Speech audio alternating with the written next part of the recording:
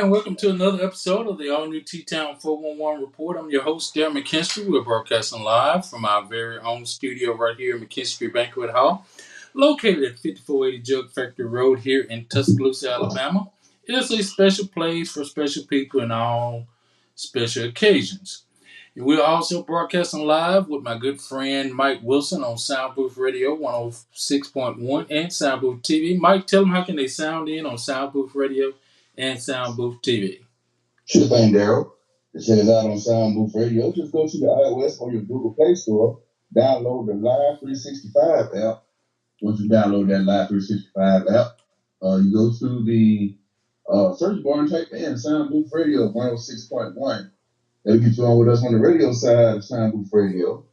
To check us out on the TV side, just go to YouTube and type in Soundbooth Radio 106.1.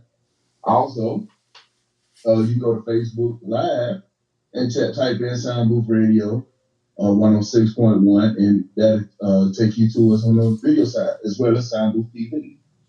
Okay. As always, Veronica Taylor provided us with the COVID-19 update, and we want to thank her each and every week for doing that, providing us with the COVID update each and every week right here on the program. And as of today, the COVID update, April the 5th, Mike, is April the 5th. As of today, let's see, DCH Health System in Turner County at 3:27 p.m. 5 or fewer inpatients with DCH system are positive for COVID-19. 5 or fewer patients positive for COVID-19 are being treated in the ICU. And 5 or fewer inpatients positive for COVID-19 on ventilators. As always, as of right now, they're not, releasing information about how many fully vaccinated or not vaccinated or not partially vaccinated. So that's a good thing. But we're so proud of our community that we're getting to the point where there are a minimum of less than 5 people are in the hospital behind COVID. And as always, we just want to say a quick prayer for people throughout this country, throughout this world.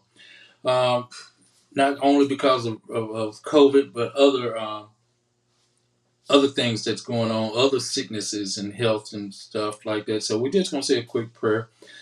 Heavenly Father, thank you for your grace and mercy, for giving us the opportunity to come through these airwaves tonight, Heavenly Father, to share information and communicate with one another. Heavenly Father, we want to ask that you continue to watch over all our doctors and nurses and essential workers at the hospital, the housekeeping department, the laundry department, the cafeteria department. Continue to watch over and bless them, Heavenly Father, and their families. Continue to look over them. We want to ask that we send a prayer out for all our police and firemen, all our public safety people. We want to ask for a special prayer for all our governmental officials, Heavenly Father. We want you to continue to look over them. We want to also say a prayer for the people in Ukraine right now, Heavenly Father. We're asking that you continue to watch over them. And please, we're asking that you stop this war that's going on and killing innocent people over in Ukraine right now, Heavenly Father. So in other words, we're asking that we pray that President Putin discontinue this war that's going on right now in Ukraine. Right now, Heavenly Father, I'm praying for all our families and friends right here in this community, those that are going through bereavement right now. We're asking that you go with them and lift them up right now, Heavenly Father. We know what they're going through, and we know that you are the light. Heavenly Father, we ask that you go to the to the nursing homes right now, Heavenly Father, and continue to look over our elderly, prepare them and stay with them. But Heavenly Father, most of all, I'm asking for a special prayer for all my family and friends right now. Continue to watch over them, continue to bless them, continue to look over them. We ask that in your Son, Jesus Christ's name, we pray. Amen. Amen. Amen, Mike. Just want to say amen on that.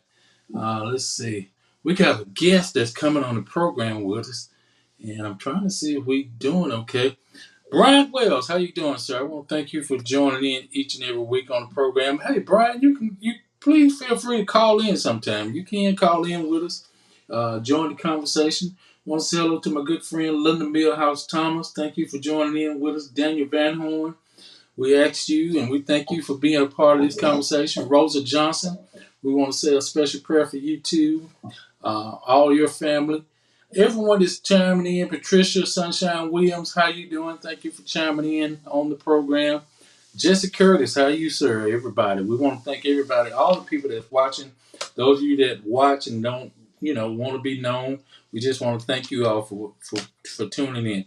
Mike, I don't think I was able to download the new commercial that you have from them. I got to get with Carmelo because for some reason lately, when I try to do commercials from Messenger, it won't give it to me to download for some reason. I'm not sure what's going on, but I think a lot of times I might start using my laptop computer too. Got a brand new Samsung. It's really nice. So I'm gonna start using that. Before our guest come on, let's see. He's made it on the. Let's see. He's connected with us on the program now. Before our guests come on, we're gonna have our commercial break, and then we'll go ahead and go into our special guest, Mr. Sanchez. While we're talking about it, yeah, that's okay. That's his. We're gonna go ahead and take a commercial break, Mike, and we'll be right back. Sounds good. All right. A cool night in April is about to get hot as Dave's Crimson Vibe, Baby Bruce, and DJ J present an evening with a Vail Hollywood. Vail Hollywood, live up close. As soon as I walked in the building, I seen the baddest chick I ever seen in my life. Sunday, April 10th, 6 p.m. at Dave's Crimson Bar on James Harrison Parkway in Tuscaloosa. And she told me this, she said, is you 25 and up? And do you do grown folks stuff? Yeah. A Vail Hollywood doing all his hits, including 25 and up. Oh! And drinking again. Oh, baby, girl, you got me drinking over you. Get your tickets now at Dave's Crimson Bar or see Baby Bruce and DJ Jam. For info, call 205-454-1290. A Vail Hollywood. Sunday, April 10th, 6 p.m. at Dave's Crimson Bar. Be there. I'm Paula Foster Cadell, executive producer of Save the Date 2000 XX, along with co-producers Sound Booth Radio and Television 106.1. We are bringing you April the 6th, Save the Date 2000 XX, the virtual online live dating game show. This show will be having one person choosing from three other people that they can't see. Sure, you may have said, I've seen that back in the day, but not like this. We have live and local talent along with this show. And we also have Sheena Jordan of Beloved Body Fitness and Buck Dollar, president of Big Boy Entertainment, as hosts. These two together is going to bring you something spectacular. Along again with the live and local talent that we're bringing, this is going to be something new to Tuscaloosa, Alabama. So come on over to Save the Date 2000 XX. April the 6th is going to be the debut of our first show. If you would like to be a contestant on the show, just email us at savethe2000xx@gmail.com or give us a call, 205-887-5026. Are you ready for this?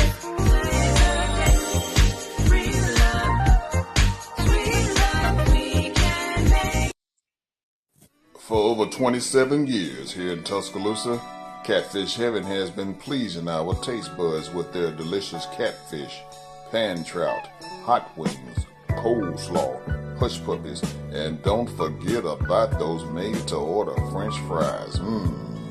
Whether it's your snack time, lunchtime, or dinner time, give the guys a call over at Catfish Heaven at 205-752-7222, or you can make your order online at catfishheaventuscaloosa.com. So head on over to Catfish Heaven at 2502 21st Street. See you there. We're back. Don't want to keep our guests waiting too long. We'll get another commercial break in after this break right here. Want to go ahead and add in our guest, Mike. We got a special guest, a good friend of mine, him and his wife, on the program with us, Mr. and Mrs. Santez Wheat. How you doing? How you doing? Good, thank you. Can you hear me okay? Just a little bit. If we can turn it up just a little. If What's going on with the mic? just a little bit. I Can might you hear? have to add a mic to it. A little bit, yeah. Okay, he said he can hear y'all, so that's fine. Well, ladies and gentlemen, everyone's been waiting on the up and coming release of the movie of the year of Tuscaloosa, Alabama. Mr. Sanchez, before you start, go ahead and tell people about yourself and also your lovely wife. Tell them about yourself and your lovely wife about this new movie about to be released this Friday. Well, I think most people. Well, I'm Santez. This is Ashley. We've been married about 3 months, I guess. Maybe 13 years. Um, we. I told her that I wanted to make a movie. She said, "Okay, What can I do to help?" So that's where we've been. We started in 2020 writing the script, and we started shooting in uh, April of 2021, and we've been editing the special effects and the movie ever since July of last year. So you've been working on this for a good little while. I have. Sanchez is a very great graphic designer. If some of you don't know, if you need a graphic designer, he's a great graphic designer, and I've heard him speaking years ago. He's wanting to make a movie, and it's finally here. It's finally here. Yeah. So yeah, that's what it is. It's science fiction. Um, we approached Jessica Dunnigan. She's a local fitness trainer. She's a bodybuilder. She owns a gym in Northport called Fearlessly Fit, and we needed somebody who was fit to play the superhero. And she said she'd do it, and she did a great job in it. Wow. So, Mr. Weed, how did you come up with the concept of the movie? Well, first off, I knew that in our community, we need to have ownership. We need to tell our own stories and create our own characters and create our own narrative. We need to have an ability to control what the media sees of us. And so that was the main thing for us, for me, to do the movie, because like it's one thing to say, hey, we need to we need to see black faces in film, and it's another thing to have the ability to put them there and not do it. And so that was the main goal for me, to try to at least create our own story and create our own character. Without keep, I absolutely agree with that. We've been seeing a little uptick in more black filmmakers trying to come out. In really in the South, Atlanta's doing a lot of things with a lot of black filmmakers right now. Of course, coming out of Tyler Perry Studios. Did you have any problems trying to get any permits or anything while you were trying to film your movie? No. Here, we didn't really have any issue with permits or anything. We primarily filmed in public spaces, and so we didn't really have any issues with that at all. So we filmed a lot of it here at our house also, so that cut down on a lot of red tape. Oh yeah, that definitely cut down on. That always do it. We shot a few scenes here in our den. We shot some scenes in our living room. We shot some scenes in my home office, which has one of the walls is painted green for the chroma key. So that's what we did. We pretty much utilized what we had at hand, and we shot a few scenes at some relatives' house and a few friends' houses. Well, very talented. If you hadn't gotten your tickets, we advise you to please, you can still buy tickets today. And this movie will premiere on Friday at the Bama Theater, downtown Tuscaloosa, Alabama. It was a great date night opportunity, and come out, enjoy a our very own. That's what I'm gonna call you. Our very own movie producer right here in the city of Tuscaloosa, Mr. Santez. Um, Ashley being behind the scenes of, and those of you that don't know, Ashley is behind the scenes, the director of the Alabama Blues Project. Will there be a soundtrack to this movie from any of your kids that's a part of it? Actually, the kids will not be a part of this movie. We do have some things in the works for the future that they'll probably be a part of, but we did have one local artist who produced one or two tracks for the soundtrack. His name is, how does he pronounce it? Jose Don and Spent. So they did a couple of tracks for us. If you don't know Santez, he used to produce music way back in the day before we met, and he has a song or two that's in the soundtrack. And we also used some royalty free music that we purchased. Great. Looking forward to it. I wanted to show portions of the trailer, but I decided before I did it. I said, you know what? I want people to be curious, and I'm just gonna encourage people to come out and see the movie rather than giving it away. Because if you ever notice, right now a lot of the movie theaters are not showing a lot of trailers of movies. They just tell you about it and you get your curiosity and go.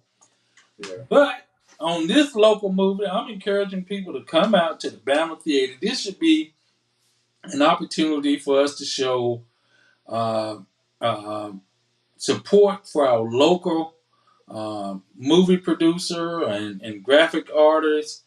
Uh, please come out. Tell a friend, and you can get the tickets. Tell them how can they get the tickets again. I'm sorry. You can purchase tickets online at fearlessthefilm.com, or locally you can go out to our friends over at Catch a Taste over on University Boulevard. Catch a Taste. They have tickets there, and right now they are $22, but they will be $25 at the door the night of the premiere. So you can save a few dollars if you get your tickets now, and you won't have to stand out in the line with quite a few people who will show up there the day of. Yeah, we want folks to go ahead and get tickets as early as possible because we do expect it to sell out. Right now, Alabama, they still have reduced seating in the theater due to COVID. So we want to make sure that everybody who wants to get a ticket and get in, go ahead and get that now. How many shows will y'all be showing at the Bum Theater on Friday? It's just one showing. It's the doors open at 6 p.m. and the show time's at 7. Okay. Are y'all planning on doing any other premieres at any other theaters, or is right now this the only one? At the present, this is the only one. We are looking into going other places, but nothing confirmed as of yet. We want to just, like I said, this is my first movie, and I'm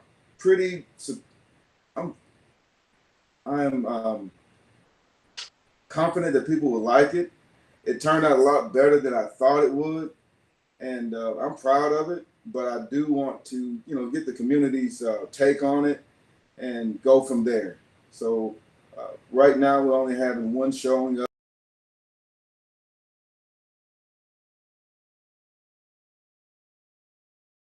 This is a family-friendly movie. It's not rated yet, but we when it does get the rating, we think it'll get a PG-13 rating. So if you're worried about vulgar language, you don't have to worry about that. You can bring your kids to see this. And for the folks who are not able to make it to the premiere Friday, and we definitely encourage you to come and see it on the big screen. But we do also have Blu-rays on the website already for pre-order. So again, it's fearlessthefilm.com. You can go ahead and pre-order those now, and they'll ship out. So you should receive them like a couple days after the premiere. Here's a question, and I don't know if y'all can answer this or not. What's the chances of the movie being premiered on Netflix because I'm watching crazy movies on Netflix. I mean, and based on what I know about Santez, it's going to be quality work. Using pretty much the same filmmaker quality work, but instruments. I mean, 4K. I'm just making note. He might have more now. But what's the chances, or how could that happen as a Netflix movie? If Netflix contacts us, we will definitely jump at the opportunity to stream on Netflix. But you know, like you were stating earlier, there is an influx of independent filmmakers now, and so they have a lot to choose from. And Mm-hmm. so if they do contact us, we would jump at it. And the reason why they have so many to choose from is the technology is allowing a lot of people to be involved with it. But we want to get good numbers from this particular showing, and so we'll have a better opportunity to negotiate a better contract when we do stream. Great. Yeah, understand. Because if nobody knows us, then what's the point of them paying us any substantial money? If they think that nobody wants to see us. So we want to generate a bigger buzz, so we can attract some bigger funding. Gotcha. Are y'all considering submitting the film to Cannes or Tribeca film festivals? Well, they have a lot of rules regarding sales and stuff like that, and so if we can submit this film to one of those, because my biggest thing is to generate numbers, to try to have ownership, and being a part of those organizations would be nice, but it's not my biggest goal. My biggest goal is to really just push the movie out independently and try to gain followers and gain recognition from the work that we have produced, and hopefully generate enough buzz and enough momentum so we can continue to build on what we have. We want the next movie that we do to have a bigger budget than what we had for this one. And so with those film festivals, I think they have a lot of rules regarding, okay, did you sell this movie? And if you did, you'd probably be ineligible to be a part of it. So, but we are selling. So we spent a lot of money in producing it, and so we want to try to recoup a little bit. Yes. So that's our motivation. Understandable.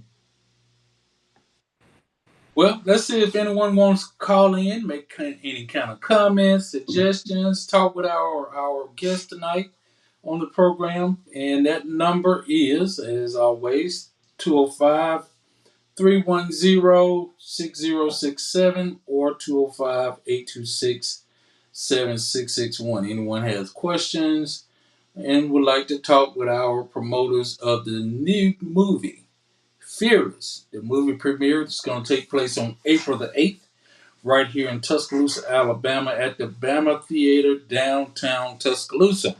So we're looking forward to it. We're looking for a large support crowd.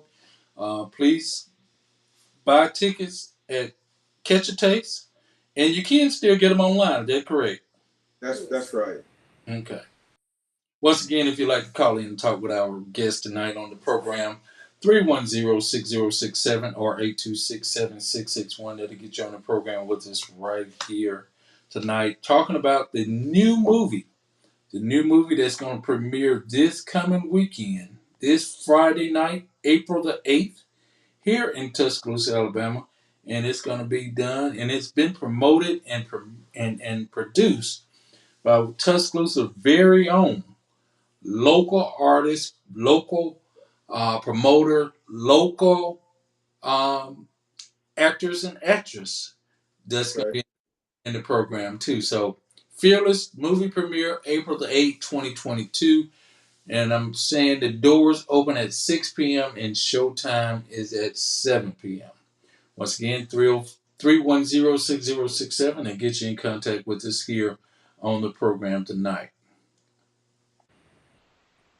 And we want to encourage people to get there as early as possible because we want to show the sponsors there. We're going to start showing videos of the sponsors that help make the premiere possible.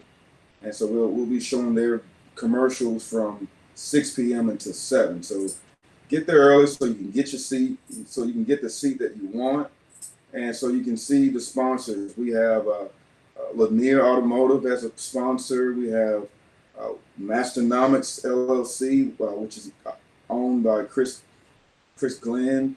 We have Lawson's Taekwondo, Strictly Business. And we have BJ Reading Company. She's one of the sponsors. We have Kurt Stride as one of the sponsors. Delightful Cookies and Treats, Pamela Dobbins' business. She's a sponsor. Fearlessly Fit is a sponsor. Jessica Dunnigan's gym. And we have Catch a Taste. And we have Wanda Hogan, she's a sponsor, and Chris Chambers is a sponsor. And Ashley R. Wheat, her company is a sponsor. Well, sounds great. Once again, if you'd like to call in and talk to our to our guest tonight here on the program, 310-6067 or 826-7661 to get you in contact if you have questions. Parking, we want to make sure everybody get there early because downtown Tuscaloosa is a busy little area right now, so please come early. Doors open at 6. I suggest you want a good parking space, you might want to come about 5:30 to get you a parking space and be comfortable. Remember that the parking deck is right down the street on 7th Street. If you can't get anything right by the theater, it's just a short block or so walk. So, but hopefully y'all can get something very close. Got a caller on the phone with us, Mr. Jesse Curtis. Go ahead, Jesse. Hey, how everybody's doing? Great, man. So just all right. I just want to ask Santez, what inspired you the most to create such a movie?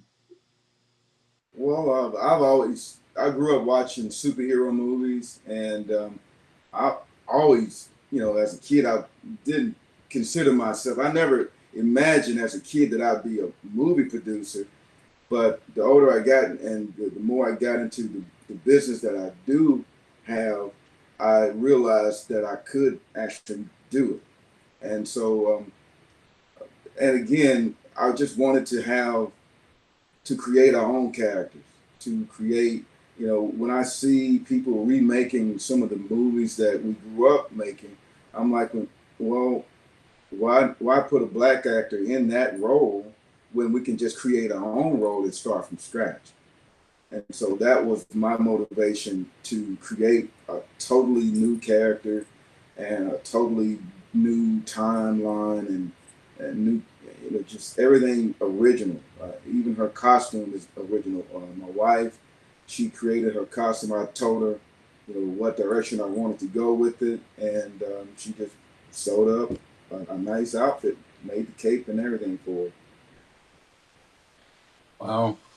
So this is all local input, local promotion, sponsorship. That's a great idea. We're inviting, and I'm certain that I can say this, we're inviting people from all over to come in and catch this movie. And please don't use the excuse that, the weather is this or that. Come on out. It's time to get out and enjoy. As Ms. Week said earlier, it will be limited to COVID certain circumstances, but I think we can still get 500 plus inside. I think they'll allow at least 500. So let's shoot for 600 But hopefully, I think it holds about 11, so I'm pretty sure they had allow at least half of what the actual capacity is, or more. So please come on out, be a part of a. This is history. I can't think of anyone else that did a movie here locally. I mean, we've been a part of movies or had parts in other movies, but locally produced and premiered and local people. I can't think of anyone. I think you're our very first promoter, producer, movie producer right here in Tuscaloosa. Yeah. I First, think there's a friend of mine, DJ Alexander. He made a movie, Dreamers and Dreamers 2. Okay. And so that one, it was premiered on YouTube, but they didn't have a premiere in the theater. But y'all can actually go on YouTube right now and watch it. Okay. Well, you're the first one on the Bama Theaters radar. How about that? that's it. Okay.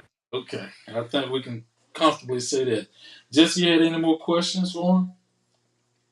no, he answered it just fine. I'm just proud of the fact that I'm living in this day and age to be a part of history in Tuscaloosa. Brother Wheat, I applaud you and your wife. I can't wait to see the movie. Thank you. Look forward to seeing you there. Great people. Like I said, uh, Santez is a great young man. Been working with him wow, we have the same ambition for his photography and videography, and he taking it to a whole new level for his movie. I mean, hey, he videotapes weddings and other things, but he's taking it now to a whole new level of videography. I guess you say he's in the promoter stage now. Yes, sir. He's taking it to a whole new level. And take it from me, girl, that promoting a movie, being a producer of a movie, executive producer or producer of a movie is very difficult. Producing anything is very difficult when it comes down to doing these type of shows. So I do applaud you. Thank you for sticking with it. Hoping that you'll be very, very successful. What do y'all have by lieu of sophomore film? Do y'all have anything in the works for that? We would love to start filming our second movie this summer. So we'll be looking on the community we'll post a casting call in a few months for that to start shooting a new movie. It won't be the sequel to Fearless. We want to do something a little different for the second one. And so we'll try to push off the sequel to Fearless for a little bit, but we hope to start shooting the second movie that we produce this summer. And we just hope that people come out to see Fearless this Friday. And we think that everybody would like it. I'm very proud of it. And we think that the community is going to like it. Like I said, it's a family-friendly movie. It does have a lot of action. The young lady who plays the superhero, she's a tough young woman, but she plays a smart lady, intelligent, and the movie has some romance in it. It has the drama, and it has the action, and it has a little suspense also. So we kind of seasoned it with a little bit of everything, but mainly we showcase a few areas in Tuscaloosa, so you'll be able to recognize a few landmarks in Tuscaloosa to say, hey, yeah, I know where that was shot, and so forth. But yeah, the next movie we hope to shoot this summer. Great deal. I wanted to give you a quick shout out because a lot of folks might not know that you kind of helped him get his start in the film business. When he started first filming weddings, you were one of the first people who called him to come help you out on different gigs and stuff, and really help train him. So we probably might not have been where we are now if it wasn't for you. Exactly. I was going to bring that up, that Mr. McKinstry really started me out in filming weddings, and the weddings is really, really I enjoyed doing that so much, and so Mr. McKinstry, being my mentor in that regard, has really laid a good foundation for me, and it just when you shoot weddings, you get to interact with a lot of people, Mm-hmm. and that learning curve of interacting with people, and creating a good professional bond with people. That's a lot that you just can't learn overnight, and we appreciate you Well, for I appreciate that. But what I seen in Santez when I first met him, a lot of people think or say, "Oh, you so patient, you so patient." No, Santez Wheat is patient. He has the patience way more better than I do. So, hey, he's a great young man, very talented, very talented. Believe me, he has the paperwork behind him for his graphics. He's shot in videos, music videos here locally. Some of the commercials that you might see for some of the local artists and uh, um, the photography work for their CDs and things of that nature. So Mr. Wheat is very talented, um, very very patient young man, and him and his wife both has done a marvelous job contributing to this city and what they're doing and how they're doing it. So I just want to thank them, and always taking a shout out to the Alabama Blues Project, B.J. Reed, and Miss Johnson. All of you all, I witnessed firsthand about a month ago. Ashley, you had your The Evening of Art and Blues, yes, yes, that was our annual fundraiser, and we thank you for providing our security for that event. thank But yeah, you. we've been doing a lot of big things in the community, trying to give the kids something positive to do through music. We try to teach them the history of blues music so that it doesn't get lost to the generations. Teach them how to play different instruments, guitar, harmonica, keyboard, percussion, and vocals. So it's really a fun job for me, and the kids enjoy it. So we appreciate your support for that. Hey, absolutely. You all did a great job, and I'm gonna tell you, I'm gonna testify. I'm doing security. I'm trying to stay behind the wall, so um, I hear this voice of two young females, and I had to peek around the corner because I thought it was the professional artists that y'all had. Some of the I can't think of her name. The Queen of what's her name? Deidre, the Alabama Blues Queen, she was the headliner. I thought it was her that was on stage, so I heard the voice and I peeped around the corner and I said, "Those are two very talented young women because their voices stood out." And one of the parent told me on the way out, she said, "You didn't know who it was, did you?" So I guess she caught me looking to see the point that the voices caught my attention that I had to see who voice it was. So y'all have some very talented voices as well as musicians a part of this program. I'm very very impressed with what y'all working with on that program. Thank you. We appreciate your support. No problem, no problem. Once again, we're talking with Mr. Santez of the movie Fearless. And if you have questions on the program, or we're going to talk about getting tickets, that's what we want. Even if you can't make it, please order tickets, give them to a friend or a family. Go online, www.fearlessthefilm.com. Once again, www.fearlessthefilm.com. You can get tickets online, or you can go to my good friend David Grant and Erica Grant out in Alberta at the Catch a Taste. Tickets are $22 in advance. $22 in advance. 22 in advance. 6 p.m. Doors open on April the 8th. That's this Friday. Please tell a friend to share a friend. to go out and let's support this movie, Fearless, movie premiere this coming Friday here in Tuscaloosa, Alabama. And also, you can pre-order the Blu-ray disc for Fearless. How do you get that again? You can just go to the website. It's on the homepage.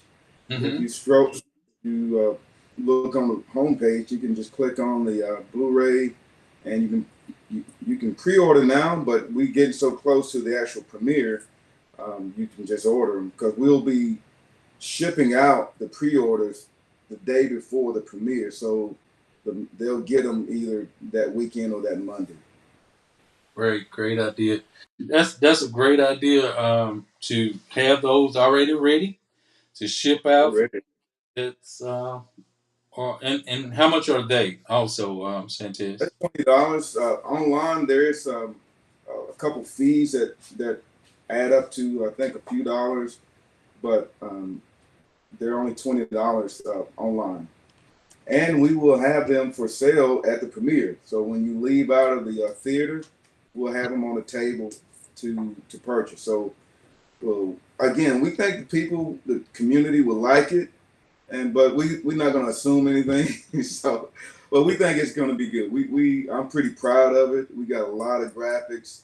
The young lady, we got some really dramatic scenes in it, and so we got some shock and awe scenes in it. So we think people will like it. So when you leave the theater, pick up your copy of the Blu-ray at the theater. And if you watching this broadcast and you're outside of Tuscaloosa, and you can't make it down here to Tuscaloosa, just go online and order your Blu-ray, and we'll get it to you. It'll be in the mail by Thursday. Well, I'll be there. Got my tickets already. Ordered online. Got them. What they call will call, I guess. You can just show your phone. I hope that's how we can do it. I print them out. You just show your receipt on your email. Okay. And we're going to have a printout of everybody who purchased their online tickets. And so the person at the ticket booth, she'll have your name. And so it won't be any issues like that. So you just show your receipt and you just come on in and have a seat. Oh, and take your pictures. We're going to have a red carpet there. We're going to have a banner with our sponsorship logos on it. And so come in and take pictures. We're going to have Dorcas Lyles as our photographer that night. So she'll be there taking pictures on the red carpet. Yeah, so we encourage everybody to get dressed up because we're doing it full Hollywood style. All righty. Sounds great. So at least I'm glad you said that because I didn't know if we had to wear a shirt and tie or however. It's not mandatory. We don't have like a fashion police there, but again, we wanted to have kind of a Hollywood theme. So we're gonna have wear a nice suit, and the women wear something that they want to take pictures in, and so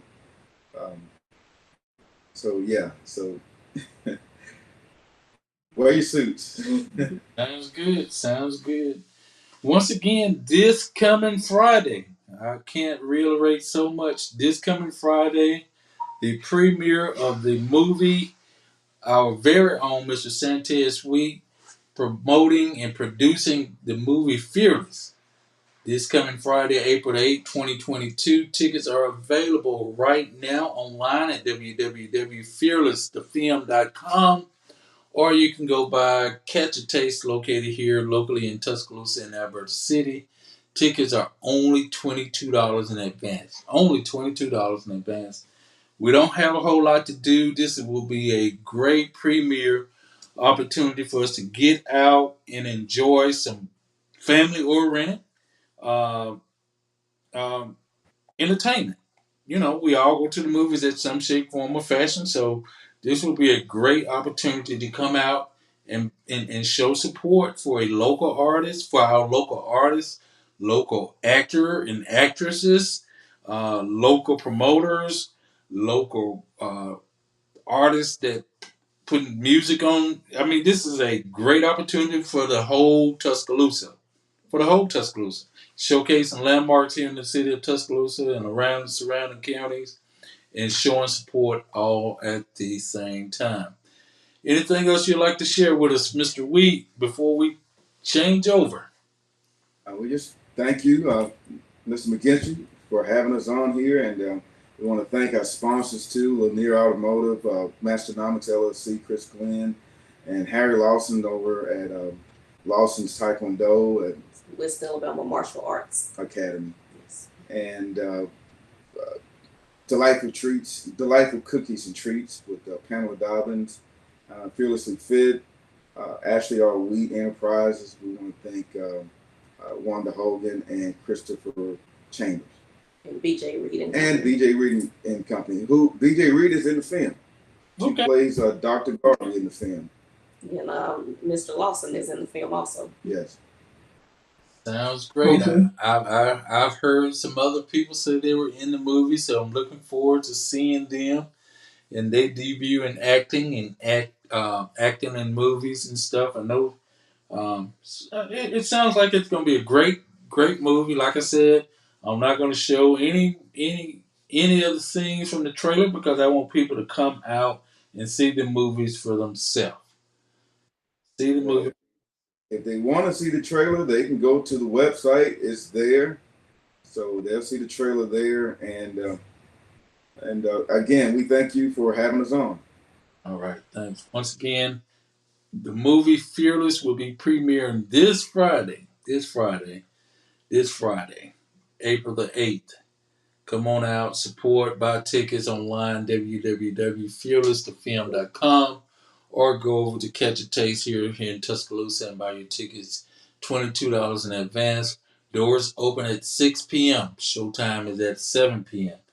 So we know this is going to be a great show and a great turnout. So Miss Young says she just ordered her Blu-ray. Well, thank you, Miss Young. See, sharing and caring. That's what I'm thinking. That's what I like about this. We all can if we can't make it to the movies, you can order. And I'm gonna leave let me leave that up for a little while longer for people can see it once again if they want to go online or go on there and find out more information. Now, do you have a Facebook page for the movie Santez?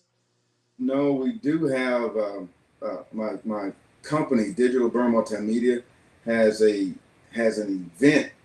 I don't know if it's called an event page. It's an event, and the event page is for the movie, and it's on the Digital Burn Multimedia Facebook page. Digital Burn Media. Digital Burn Multimedia. Multimedia. Okay. Yeah.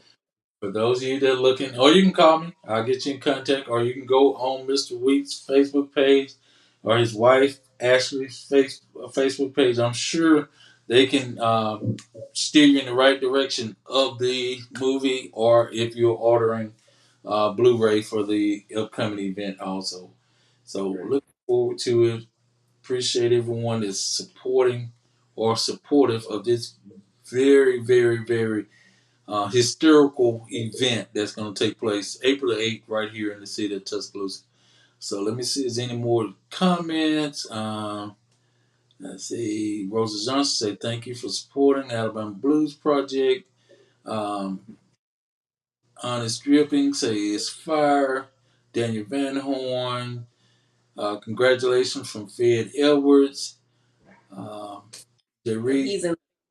Fed Edwards is in the film. His wife Caroline Shines Edwards is in the film, and she did exactly what her name says. She shined in the film. Okay. She's a performer.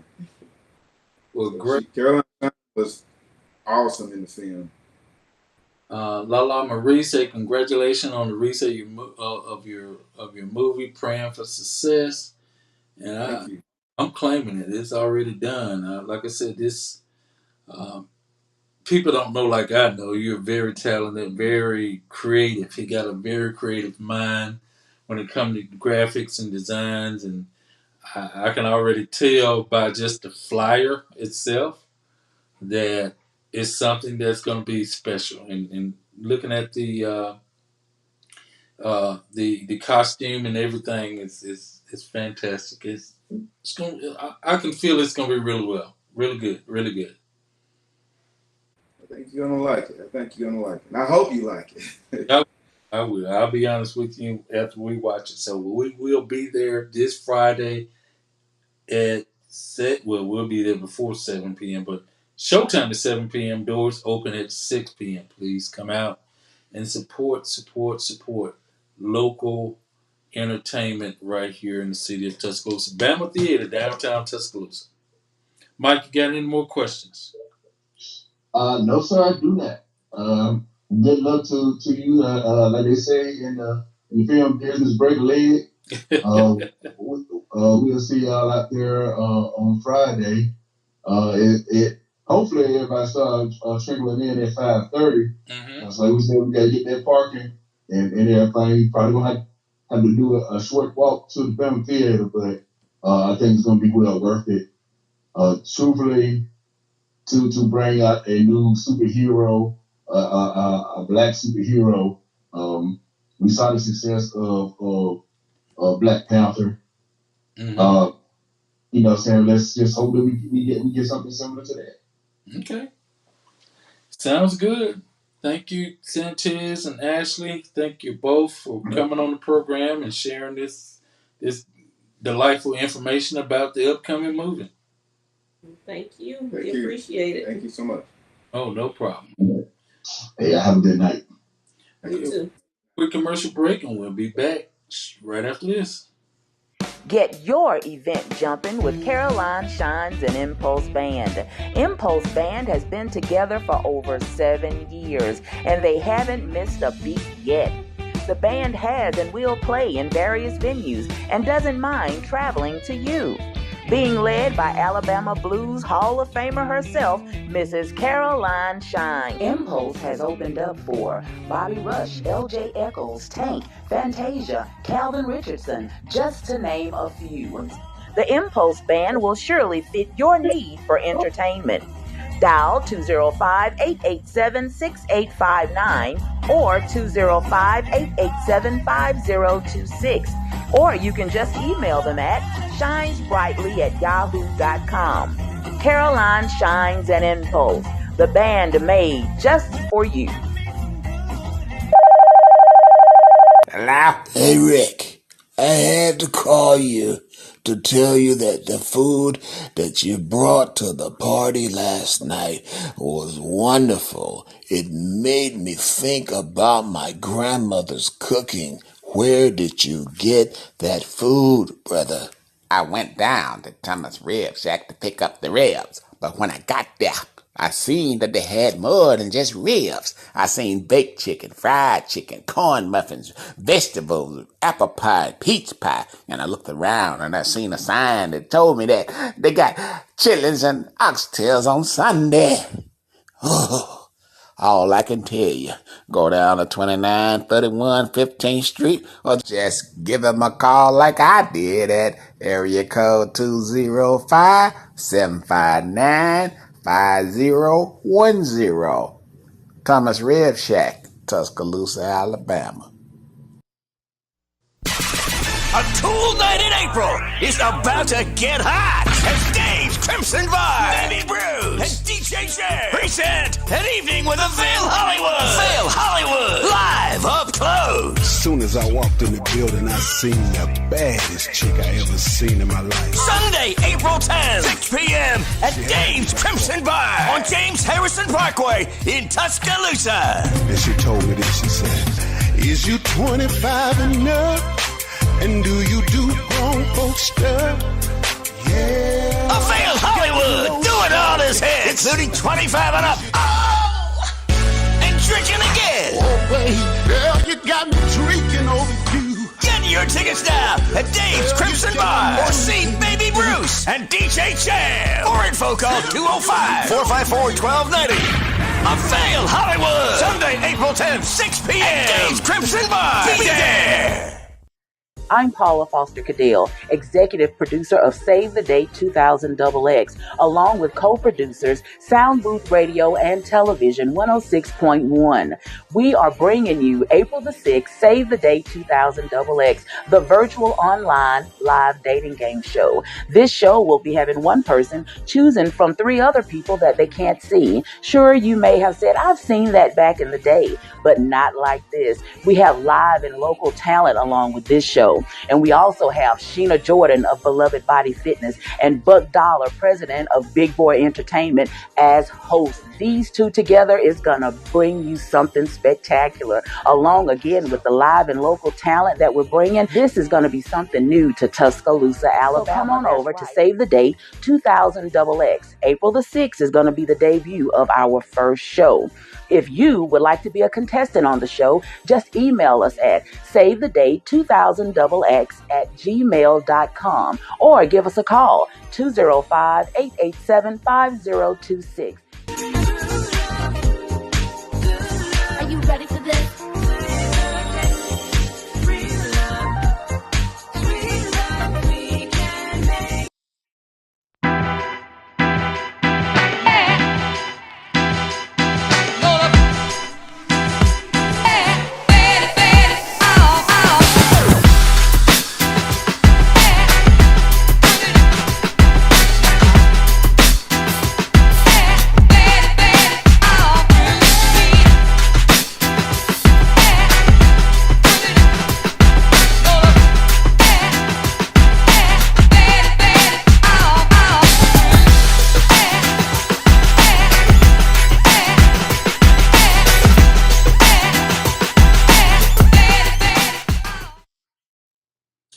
Once again, we're back here at McKinstry Banquet Hall, located at 5480 Jug Factory Road here in Tuscaloosa, Alabama.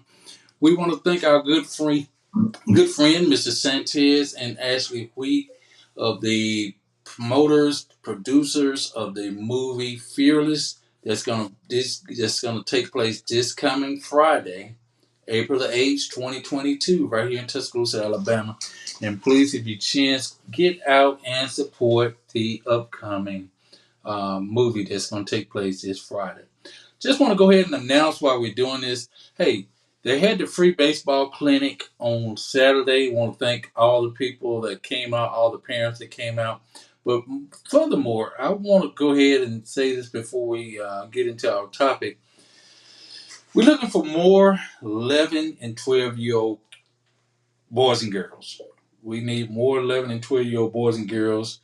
From my understanding, possibly it had only enough to make one team. No, we can't have just one team of 11 and 12-year-olds playing baseball in our league right here in Tuscaloosa. So if anyone have boys and girls, this is open to boys and girls. That's the ages of 11 and 12. Not just only 11 and 12, but we're looking for more for the 11 and 12. We want to thank all the parents that have already signed up. The ages from 3 to about 7 or 8. Hey, plenty of teams. We got, I think, 6 to 7 teams in each one of those leagues. And we got approximately 14 for the 9 and 10. So I'm going to suggest if you have children that like to play baseball this coming spring, please get them over to the Benjamin Barnes Grange YMCA or the McDonough Hughes Center and become part of the Druid City Baseball League that's going to start real soon. And like I said, Mike, we talk about it all the time that we got to find things for the youth to do. And is Justice still on with us? I think he is. Yeah. Find things for our youth to do and keep them out of trouble, send them to another direction. But 10 years ago when I was coaching baseball, we used to lose the kids at 13 to 15 because there was nothing else offered after the age bracket of the 11 and 12-year-old league. So now what I'm seeing is a decrease in the 11 and 12. Now here's my statistics. Recently, if you notice, the victims and the suspects of these crimes have become younger and younger and younger. So if we're dealing with young men and women between the ages of 15 and 18 between the ages of 15 and 18, we as a community has failed them in offering them or giving them an opportunity for other options in life. Now, when I say failed, okay, what I mean is we could have did a better job of being more involved. I know it's up to the parents to take care of, but we are all part of the village, so we have to get more involved or be able to offer more than what we're offering. So here's my thing. It's already been decided. It's a done deal. We know the Barnes Branch YMCA now will be built in the parking lot of the McDonough Hughes Center.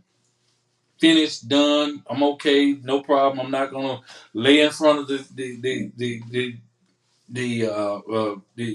idea of the concept of building the barns. That's a done deal. It's been voted on. It's gonna be paid for. I think we all agree it was a new thing. A new barns were needed, but the most important impact of this situation is making sure we had a facility, a suitable facility for our youth, and offering during those offering activities for those youth, for baseball, sports, home economics, whatever activities, curriculum that they're gonna have for this program. We gotta all join forces and be a part of it and get behind it and be involved. I was impressed, Mike, before we started the movie. I mean, before we started the show, I went to the coaches meeting. They had a volunteer coaches meeting over at the McDonough Hughes Center, and I was impressed with the amount of men and women that actually volunteering to be a part of this Druid City Baseball League. And I want to thank Woodrow Washington. He's bringing youth from Northport to participate in this program, as well as the youth from McDonough Hughes Center area, Barnes Branch YMCA area. So I'm impressed with the volunteers of coaches. And if you still would like to be a part, you still can. But the most important part is the youth. Let's get more 11 and 12-year-olds involved in this program, because once again, years ago, I complained that we were losing our 12 and 13-year-old due to the fact of there was not a league that were taking 13 to 15-year-old, or we didn't offer a program between the ages of 13 and 15-year-old. So it's like after you play 11 and 12-year-old baseball, you graduated to your own. And it was understandable that 12-year-olds can now play baseball for the elementary schools. I mean, not the elementary, middle schools. Yeah, and that was a part of it. So that's why we wanted to make sure we had those available for them. But yes, more importantly, we just want to make sure that we had opportunity for that. Also, I want to go ahead and make an announcement. The Barnes branch is now hiring bus drivers. They need 10 transport children. Oh, they need 10. No, I'm sorry. Now hiring bus drivers to transport children from Tuscaloosa City Schools to the Benjamin Barnes Branch YMCA after school program and for summer camp. So those of you that might have CDLs and experience in bus driving, please, please, please, once again, contact the Benjamin Barnes Branch YMCA, and they're saying hiring. So that means they're paying for someone to come out and do pick up kids for daycare and summer camp there at the Barnes Branch YMCA. So if you have those CDLs and you're qualified to drive a school bus, I'm not sure if it's a school bus. It's just a bus. They say bus drivers. So it could be smaller buses, it could be big bus driver. If you have those skills and you're looking for extra money, especially those bus drivers over the summer, please let them know it. And I'm going to post this on my page and share it to you also, Mike. So hopefully they can get some drivers for the upcoming summer day camp and after school program for the bus drivers here in Tuscaloosa. Yeah, I think that'd be a good little part-time, sometime gig. Some of the bus drivers that work for the Tuscaloosa City School can probably pick that up as a part-time. Because I'm assuming it's part-time, but I think that'd be good just to keep the money flowing this whole entire summer. Before we get too far ahead, I need to make an announcement about Save the Date. Yes. So it's tomorrow. scheduled to go on tomorrow night. You're right. It's Spades over on the west side, but because of the threat of inclement weather, we have decided to push it back a week. So instead of on the 6th, we're going to be doing it on the 13th. That's going to be next Wednesday on the 13th at Spades. So y'all come on out to Spades and check out Save the Date. And after that, you know what I'm saying, stay around and party over at Spades. So let me make sure. So this what time it's going to premiere and it's streamed live, is that correct? It's going to be streamed live, and we're also planning on having a live audience as well. So it's going to be streamed live on our YouTube channel, Sound Booth Radio 106.1. Also, you can watch it on the Facebook channels, Sound Booth Radio, and the Save the Date channel as well. Of course, my page. And you'll be able to see it. We just don't know how Facebook going to act because we're going to have music playing also. So it's probably better to go to the YouTube channel and check it out. Okay. Mike, I wanted to talk a little bit, and people that's on the program, I wanted to talk about the topic tonight was mainly about the effects of drugs in our community. And I don't think we have enough time to really break it down the way I wanted to really talk about it. So we're going to just kind of do a small segment of it, because I think it's what brought that idea or what brought that on tonight. Man, okay. Of course, you might have heard about the young ladies that recently got arrested for drug sales. And if you haven't, it's public information, so this is nothing new. You know, people follow the sheriff department website all the time, and it's public information. But I think it made national news. I'm not really sure, but we had two young ladies, and this young lady's charge was, let's see, possession of controlled substance, trafficking meth, possession with the intent, failure to affix stamp, tax stamp required, unlawful possession of controlled substance, trafficking fentanyl, possession of marijuana in the first degree, failure to affix stamp on marijuana, and failure to affix stamp. Her bond is $3.125 million. In other words, $3,125,000. That's her bond. But also, we had another young lady who got arrested today, and I wanted to go to the newspaper article if I can go to it. Her charge was possession of marijuana in the first degree, possession of controlled substance meth, possession of controlled substance, trafficking Oxycontin, failure to affix stamp marijuana, failure to affix stamp, failure to affix stamp, failure to affix stamp, failure to affix stamp, trafficking morphine, and possession of controlled substance. Let me see, can I find that article, the newspaper article, just to read some of the info behind this, Mike. It's these effects, and I keep saying this methamphetamine, this fentanyl, this morphine, this heroin. Man, if we thought crack was a problem in our communities in the 80s, we are not for this. We are not ready for this new epidemic of drugs that are affecting us right now. Absolutely, Darren. And the fact of the matter is, a lot of it got started by some doctors overprescribing these pain medicines. Fentanyl is one of the most dangerous drugs out there. It doesn't take much for fentanyl to give you a OD. And people are thinking they taking cocaine or something with it, and it's laced with fentanyl, and they pass it on. Yes. This is happening quite often. Actually, let's be completely honest. I'm a big Prince fan, and fentanyl was the thing that took Prince out. It's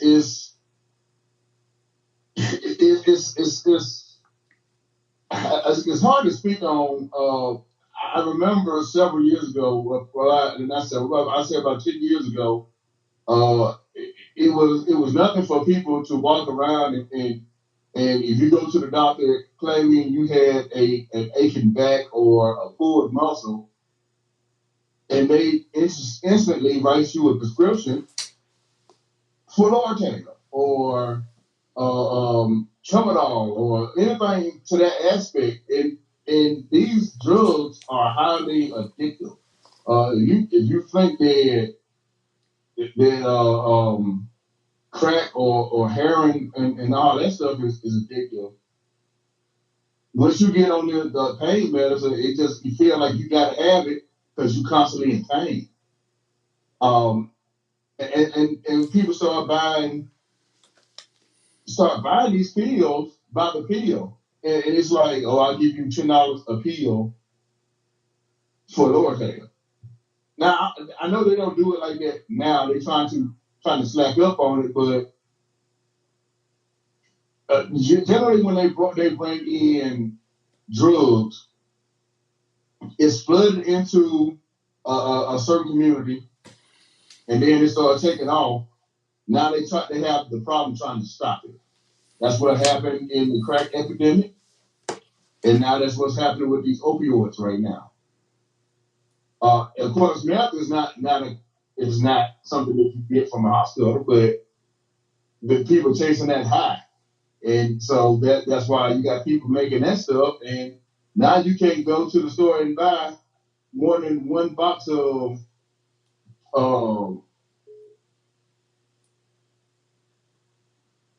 and it's a high lot of people. When this stuff used to be out, you go to the drugstore and buy it for ingestion or whatever. That's how bad it has gotten. You talking about the Sudafed and Metafed and all those? Yes, those cold medicines that we used to go to and get for when you had a sinus problem. I used to go when I had cold like symptoms. I could go to the store and buy Actifed, or used to could go buy Actifed, and less than a day or two, I'm cleared up. But you almost got to get a prescription. And we do have a call on the. Hold on one second, Veronica. Let's look at some of these products, and I'm showing them on the screen. The products that they're using to make this crystal meth. And a lot of people don't believe me when I say that this stuff is technically poisonous that people are putting in their system. Listen, who won't devil lie? Who want to take devil eye? Who want to take liquid plumber? Who want to take acetone? Who want to take heat? These are stuff that they're using to make this crystal methamphetamine, and they're putting it in their system. That's why you see such a huge impact in the discoloration of the people, in the weight loss, the facial loss, the mental loss, and I got some videos. All of it, all of these poisons they're using to make crystal meth, and people are using it. Once they hook, it's almost impossible. I think it's by the grace of God. Anyone that does get over a lot of these drugs, crack cocaine, methamphetamine, cocaine, heroin, PCP, whatever. It's a grace of God that anyone that can get over, and it's like they say, day for day. Every day is a challenge, and I always pray for those people all the time. But believe me, man, these drugs are it. We have went from marijuana to cocaine to crack cocaine, heroin, and now no one. And my good friend Chuck is so fresh. He asked this question and I couldn't answer when I was a police officer. He said, Daryl, do anyone ever drug test these suspects when they commit murder crimes? I said, Chucky, you know what? That's a good question. And I don't think so. But that's a good question because it will give us statistics of what we've been saying about how many people are on these drugs when they commit these crimes. And Tim said this last week, Cassius said it the week before, we all saying there's a new wave of youngsters right now. There's a new wave when it comes to using these drugs. They're putting these drugs in a marijuana. So you got people with marijuana, cocaine, methamphetamine, heroin, alcohol. Man, what kind of person is functioning off of all of that at one time? That's why they're like zombies. When you start to take all of this stuff, and then the sad part about it is we also had some of these kids that were born with stuff like this already in their system. Yes. Because they might have had some parents that were partaking in some of these what they call recreational drugs when they probably were pregnant. Crack is almost non-existent, and not too many folks doing crack anymore. I think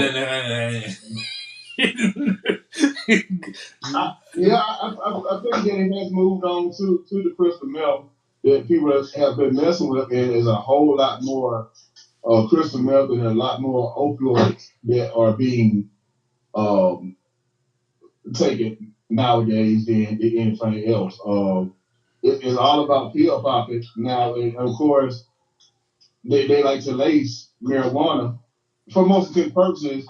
Marijuana kind of makes you chill out, but they put so much stuff in the marijuana now that it having you acting crazy. Mm-hmm. So it's not the same. Everybody's chasing a high, chasing that next high. The next high is never as high as the first time you did it, so you want to keep on doing it. Once again, when we start talking about synthetic drugs, this is a chemical reaction that you can't foresee. Mm-hmm. That's one reason why everybody has a problem with the spice that they're selling in some of these stores around here, because not only are they selling it, but they also selling it to our youth. Mm-hmm. And now you are buying it. We got Veronica on the phone. Go ahead, Veronica, add to this, please. Hey, Darren. Hey, Mike. Hey, Veronica. I have said this before. A lot of times when you see the person's bail or whatever the bond is they have to make, that they charge them far more than they charge the people who commit murder. I think somebody said in the comments. But now the more and more stuff is getting to be kind of explosive, the reactions of it, the consequences of taking it. And I know people choose to buy and take drugs, but at the same time, somebody has to make it available.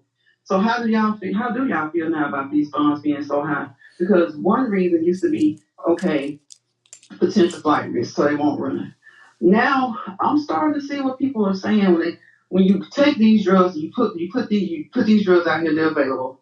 And it's not always people who broke it in the ghetto and just trying to make it, they're selling their own people drugs. So some of these drugs have caused people to pass away. Some of these drugs have caused people to not even remember who they were. Now, heroin and ecstasy, some of these drugs used to do this back in the day. I think many of us have a family member who may have went up north, got a little hope of some, and they came back down here and they weren't just quite the same. Mm-hmm. So my thing is with the bail, I don't even know if I can argue about the bills being so high anymore, because They can always go back to this: who is the real man? The man brings it over here. The man brings it makes it back. But until we can find proof that he's forcing our people to do it, then do you feel like the bail should be just as high? Because when you go out here, you disperse this stuff, you don't know how it's going to take a hold of people. Or the fact that it makes people, like they say, they're arrested for committing these heinous crimes.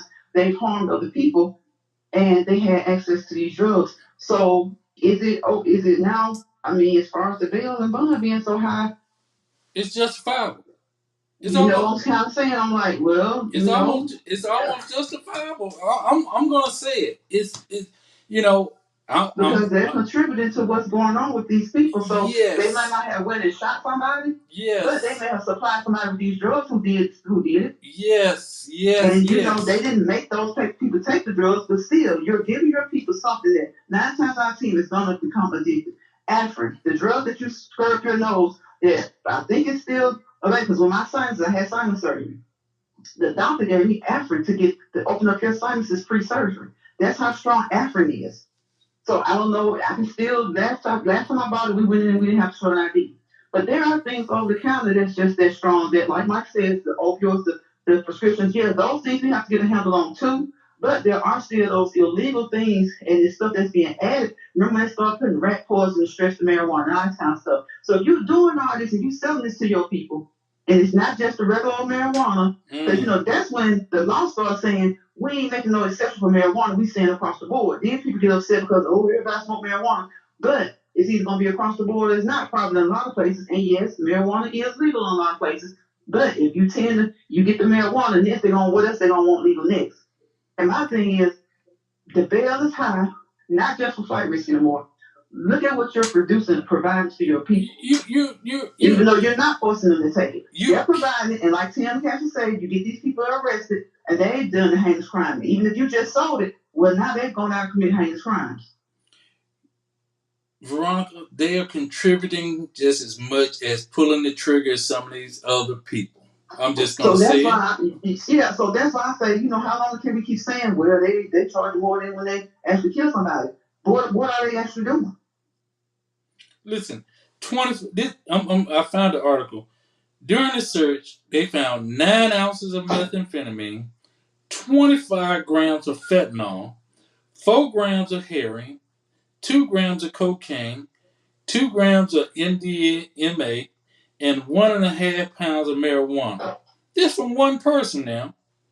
Powdered fentanyl can be mixed into substances like methamphetamine and heroin and pressed into counterfeit prescription pills.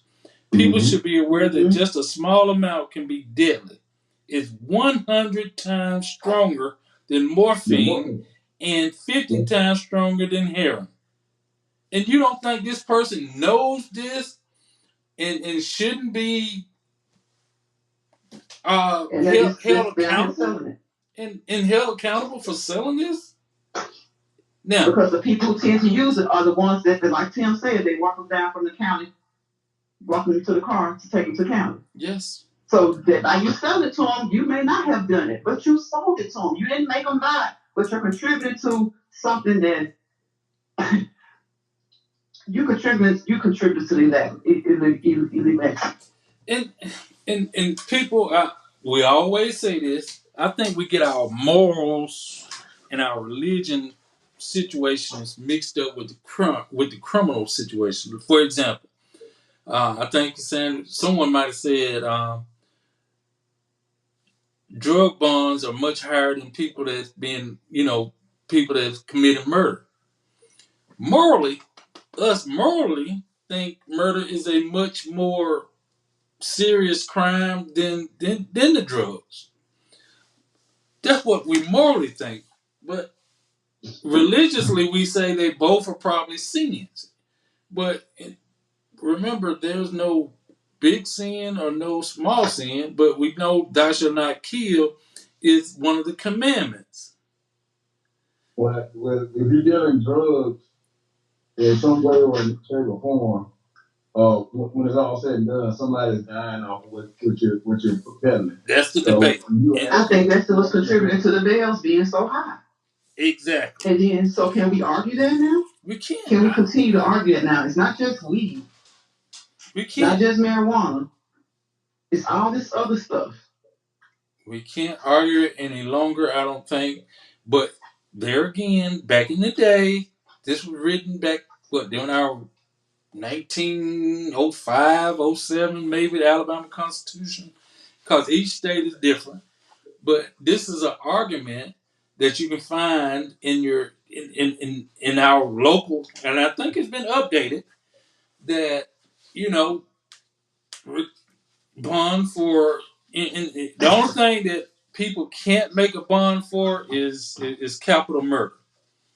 Um, Capital murder is one of the crimes that, I think, in the state of Alabama, you're not able to make a bond. Murder, attempted murder. Um, they offered her a bond, but it's just $3,125,000.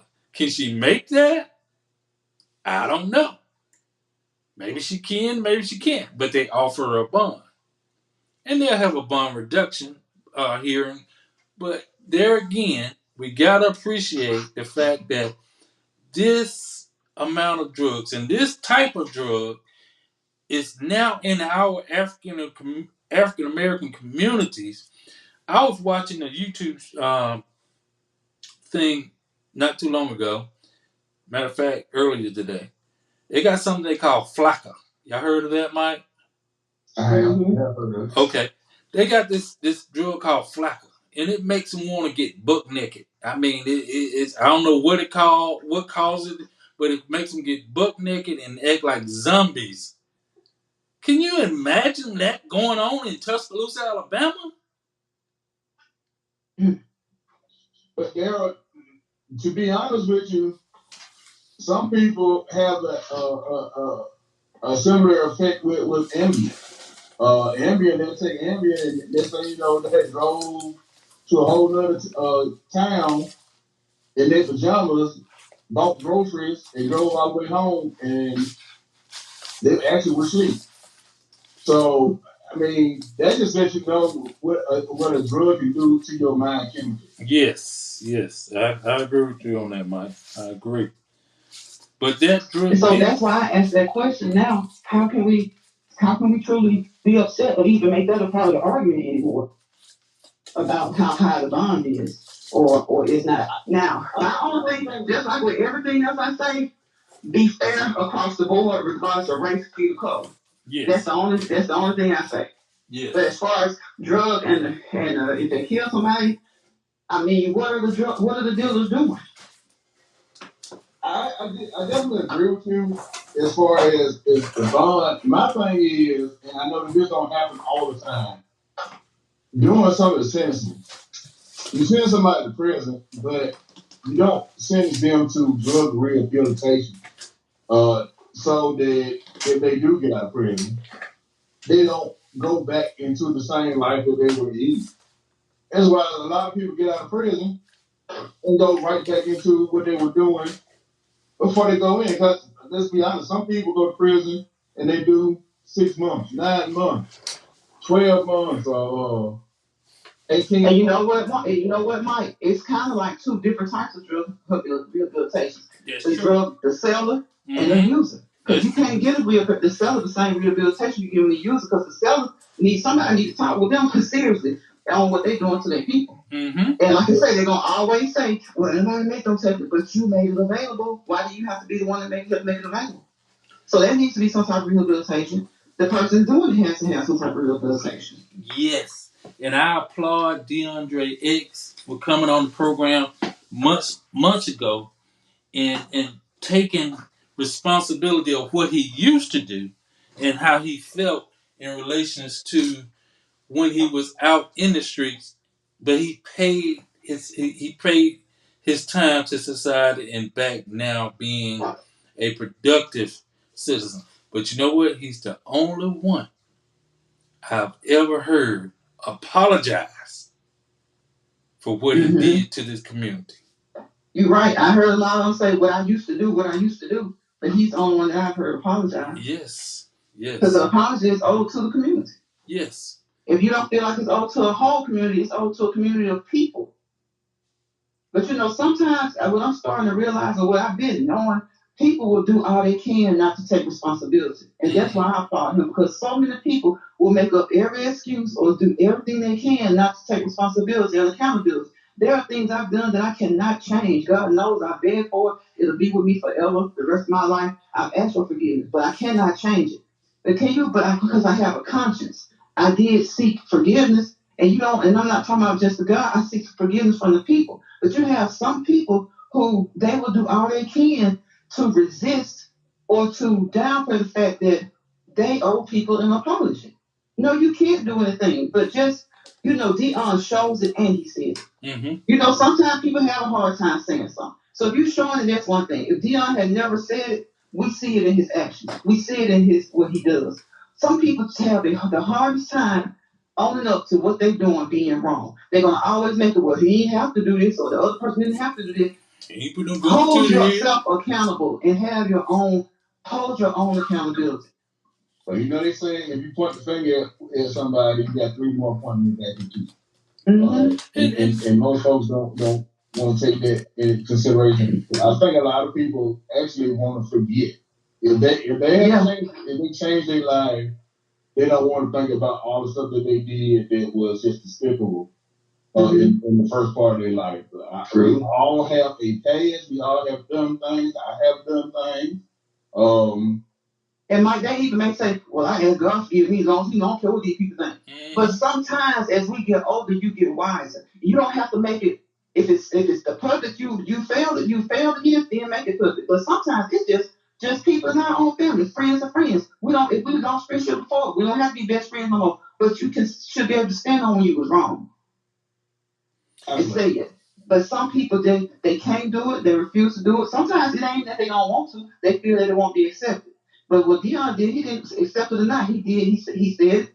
He shows it and he said it. Let me read a statement that the police department said. Agents say consumption of fentanyl could be deadly, and the drug is drug in powder form can be mixed with substances like methamphetamine and heroin or pressed into counterfeit prescription pills. Like everywhere else in the country, we've seen an increase of overdose from fentanyl trafficking and use during the last few years, said Captain Brad Jones, commander of the West Alabama Narcotics Task Force. Many of the overdoses have happened to people who were unaware they had used something laced with fentanyl. Absolutely. Once again, like I said, fentanyl was the thing that took out. And I'm sure it's not just him, but Prince. Yes. Was taking fentanyl. Yes. Right before he passed away, they had to shoot him with two things of Nikon,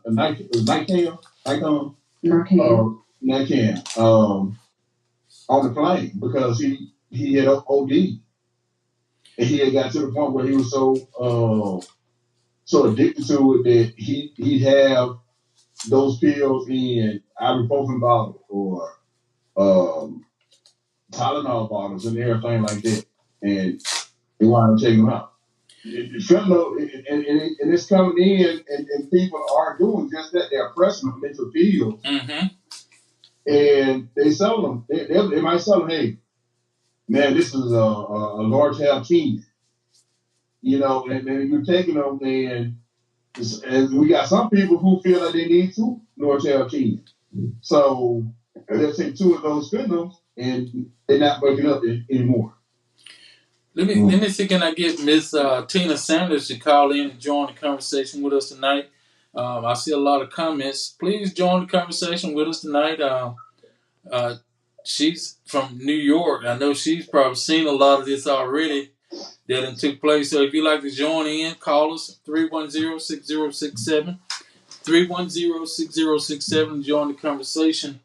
We're talking about the effects of these drugs in our community, and it just so happened that these are young ladies that been arrested lately. But I'm sorry, I'm with you, Veronica. The bonds are right now being justified because these drugs are killing people in our community, And Fentanyl is the most dangerous, I think, the most dangerous drug they have out right now because it literally takes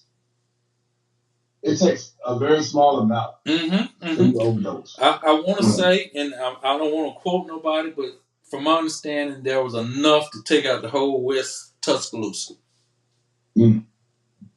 Seriously, literally. So is that bond? So is her bond justifiable? I find it to be justifiable. I find it to be justifiable. Because if she had sold that to a bunch of folks, man, no telling how many people would have Ain't no telling how many people we might have had. Deceased. Ain't no telling. In that case, then you basically for as many murders that she possibly could be. At this point, it could have been. I just want people to understand that it's not just weed anymore. Right. Not just weed with a little this and a little that. And the debate, like you said, about the fact of the bonds is we passed that now. We gotta keep saying, every week somebody end up, killed or something happened. Oh, that's sad. Oh, but then when somebody get caught with drugs, oh, why the bond so high? And the man just killed somebody, his bond is less than that. No. I debate. You said we got to call it? Yeah, we got Tina Sanders on the phone. Okay, hey Tina, how you doing? Hey, good evening. Good evening. How y'all doing? Thanks for joining the conversation tonight. Talk to us. I was telling them that you of course she has her very own 501c organization, but she's from New York. What part of New York? Was it Buffalo? Yes. Okay. And I'm sure from your experience in New York, you've seen some of these problems and effects in the community from drugs that we're talking about. Absolutely. And, when you think about the homicides and the killings and all the crime in the community, it all play hand in hand. This is something that our young people just gravitated to now. That they're trying to get that same high that they got at one time. Mm-hmm. So, like the person asked you, do they drug test them, when they committed these crimes? And no, they don't, But the thing of it is, that's where the community got to come in at, boots on the ground, and really take back the community as a whole. Tina, we'll get to it. I was looking today for statistics reporting of how many crimes are drug related. And for 2021, there were not any statistics that they could show me or I could find. Maybe I need to do a little bit more deeper research. Drug related crimes, as far as 50% higher from 2004 to 2020, 21, none of that was available. But in our own personal opinion, how much would you say from theft to death? What percentage would you say, and I'm going to ask everybody that's on the line, what percentage would you say drugs plays a part in thefts to deaths related crimes right now? I would say anywhere between 80 and 90%, because there's a reason why I broke into Mr. Johnson's house, or it's the reason why I carjacked or snatched a purse or whatever I may have done. I would say anywhere between 80 and 9%, because if you really dig to the root of it, you'll see that it is something to deal with drugs, because law enforcement or our people in power, however you want to put it, they only gonna dig so far. They only gonna dig so far because why? It's our community. It's our community. Veronica, how much would you see from a medical standpoint? Would you say? From a medical standpoint? Yeah. What percentage would you say for theft to death? Drugs plays a role. What percentage would you say? I'd say 75, because we also have to remember that there is mental illness without drugs. So that's a high number. But then you think about drugs and mentally ill. Those people who may be mentally ill and on drugs. That's what. And then that right there, knock it on up to like 90. Absolutely. That's what I'm thinking. I'm thinking a lot of people they're mentally they have mental illness. They start off with a certain drug and then they wind up because of finances going to something else because they can't afford the prescription drugs anymore. And usually that's an illegal drug out there. So I think it's spot on to say 85 to 90% with everything, like you said, from theft to death. Yeah, from working with criminally those who are deemed either criminally insane or not able to stand trial. Mm-hmm. 75 will probably be drugs, and then you got another 20%. There's probably both. Well, I say you have a 20% that may be mental health only, because most of the mental health that happen in Alabama, the health comes to Tuscaloosa. They close two main hospitals down, and so to combine them, I say 90%. Let me get people that's watching the program also. Tim said he see 80%. Other people that's watching the program, let's see what percentage do you rate drugs playing a role in the crimes that are taking place in our community here in Tuscaloosa alone? I gotta agree with anywhere between 80 to 90%. Just seeing it because breaking in Mama and them house to get the drugs, going to the mall and stealing iron. I mean, let's think about it. Some of these thefts are unnecessary. Who goes and steal iron? But hey, it's something that you can steal. So, and then the fact that the role of someone using a weapon to kill another person. So there's a high percentage of, I would say, anywhere, like I said, 80 to 90% too. Just seeing it from the other side, and it also makes you outside your character. You start doing things that you normally wouldn't do. That's how you start to get sex trafficking. Right. You know what I'm saying? They doing it to get the money to get that next fix. We talking about burglary, sex offenses. We talking about murder. We talking about assaults. We talking about robberies. We talking about all forms of fashion of crimes that take place. And it is most of it is drug related. Yes. That's the one thing, like Tim said last week. You can't do one thing without doing the other thing, and to try to get a handle on a drug situation is one of the biggest parts of trying to stop the violence and some of the crimes going on. Miss Sanders, yes, in your opinion, these people that are arrested, these people that's caught with even the most minute amounts of drugs, if they're sentenced, do you think that it should be a mandatory drug treatment center or drug rehabilitation? Should they be a mandatory? Yes, they should go through not just drug rehab, but they should go through all type of courses of a breakdown. Because see, one thing we know they know what they're putting on the drugs. They know how they're cooking and melting it down, putting the fentanyl on the weed, whatever. People put vodka, like you said, the devil, like everything, and lacing the weed. They call them wolves in New York. They call them wolves. So, and this is what they're doing. So if I come and purchase from you and you know that you don't put that fentanyl on that weed or that I don't purchase a pre-roll, you know this. All I'm doing is purchasing a pre-roll. Yes, they should be held accountable because somebody don't make it after that pre-roll. And they should be, like I just worked a case a week ago that just did the boy's funeral. He was found in the alley. Yeah, he had mental health, but he always purchased from one drug guy.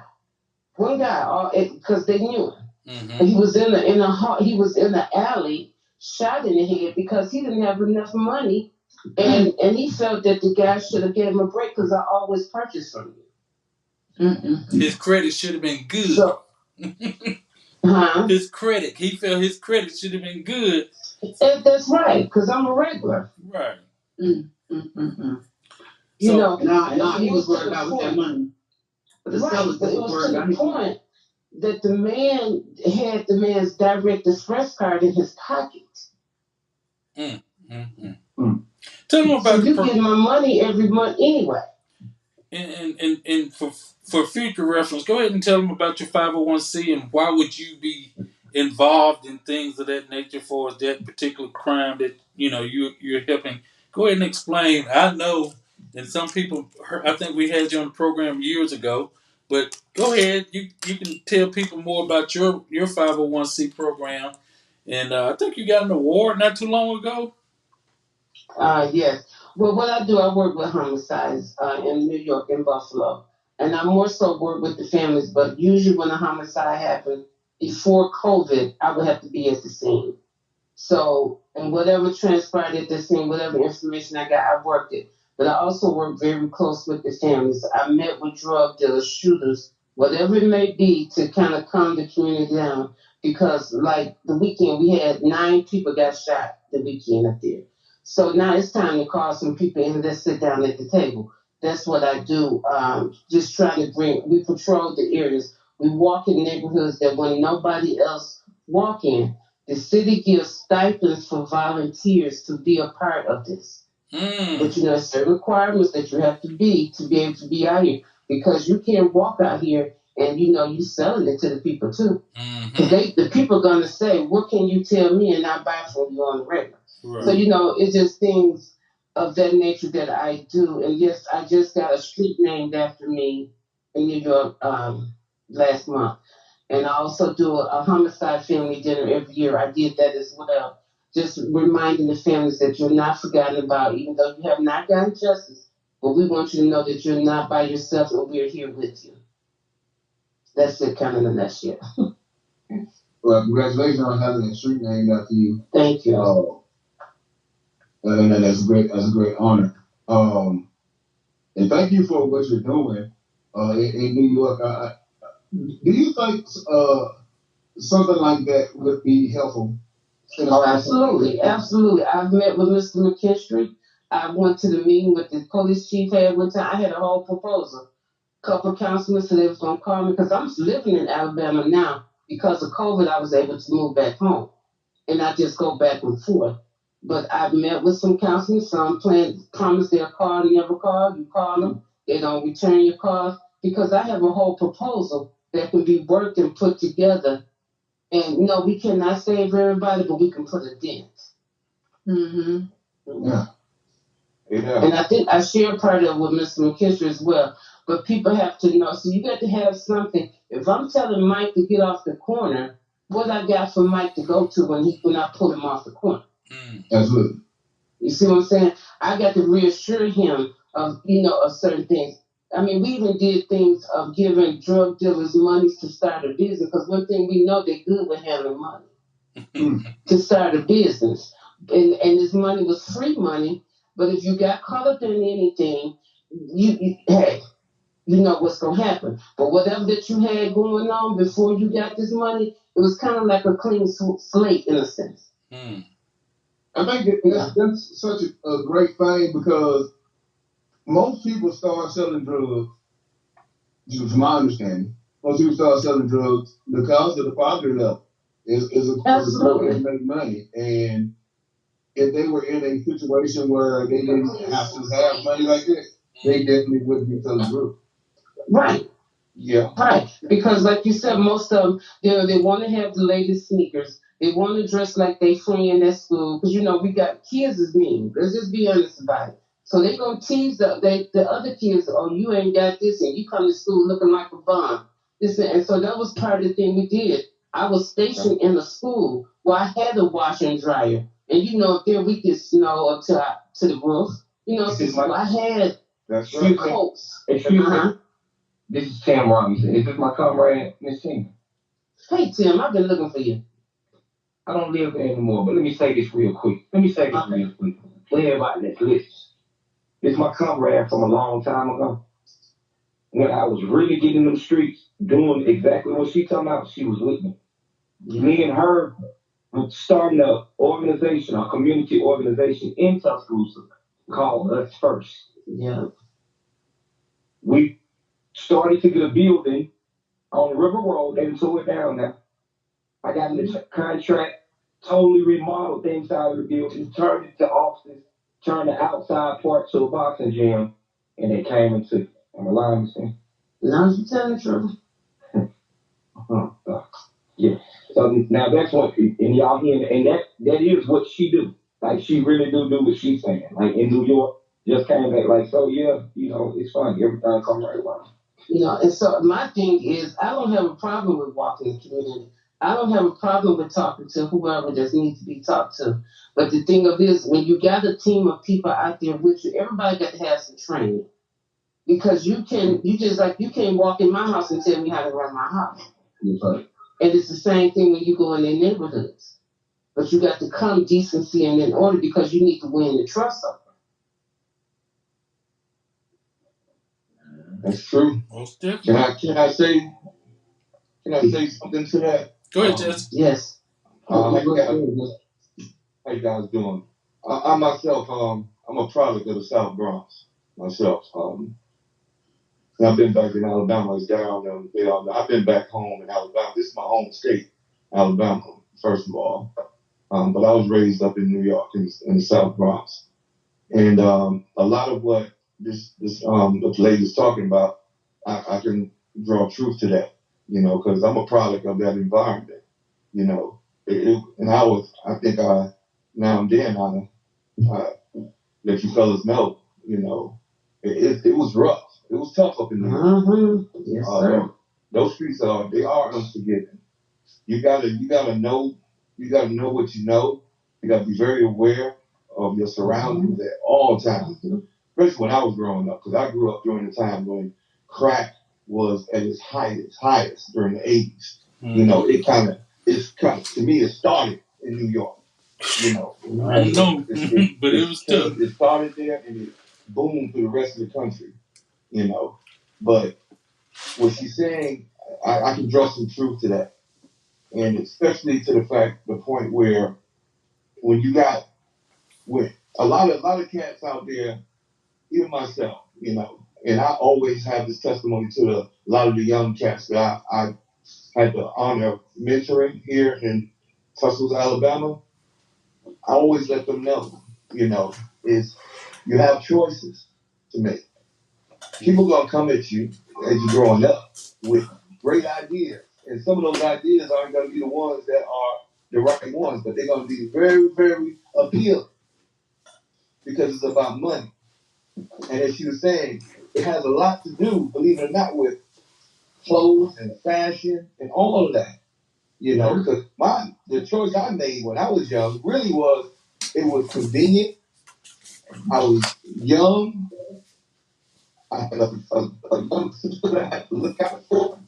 And I felt like that was the best means for me to look out for her and to take care of her and make sure she had everything she needed going to school so she wouldn't have to worry about, fashion and money and things like that. It really plays a huge part. A lot of people say people do things because maybe they want it or they... No. A lot of cats up there in New York, a lot of you guys I know, they did it the same reason I did it. They did it for money, and they did it for, it was really for convenience. You had a lot of convenience and a lot of room to maneuver because you wasn't bound to no 9 to 5 or anything like that. For me, it was easy for me to take care of my sister, give her all the things she needs. I could pay somebody to do her hair and all those things. She go to school, she had all the clothes, so nobody ain't had to worry about nobody talking about her, about what these things matter to us. When you look back on them, it seems real superficial and meaningless. But at the time, it really meant a lot because that was less. It was just less stress to deal with. So I'm not saying that the choice I made was the right choice, but at the time I felt like it was the best choice for me. But as I got older, I think that's what you're saying is right on. I think a lot of people actually have that same feeling. And we can look at it now because of the age that we got a chance to live some life. So you can see that all that is not what it is. But as a young person coming up, you don't want to go to school and everybody talking about you because you ain't got what everybody else is wearing. You know, like your hair is not fixed up with everybody else is fixed up. Especially a girl. You know what I'm saying. Y'all, you guys, and bro, you may know what I'm talking. You know what I'm saying. When we were young, the nice stuff. But, when you go to school, you want to be the punchline, so to speak. And you didn't want you definitely want your sister. If you had my responsibility on hand to be anybody's punchline, and you always wanted her to be a representation of you. So I know if my sister was dressed to the T or she was fly or whatever the description we used back then, I wanted her to be that. That's right. I think that and I think and also when they start selling, it's also to take some stress off their parent. They might not want their parent to know what they're doing, but they want to help out their parents so much because they see their mama struggling. No, it was like the contrary to these fights. With me, my mom's had passed.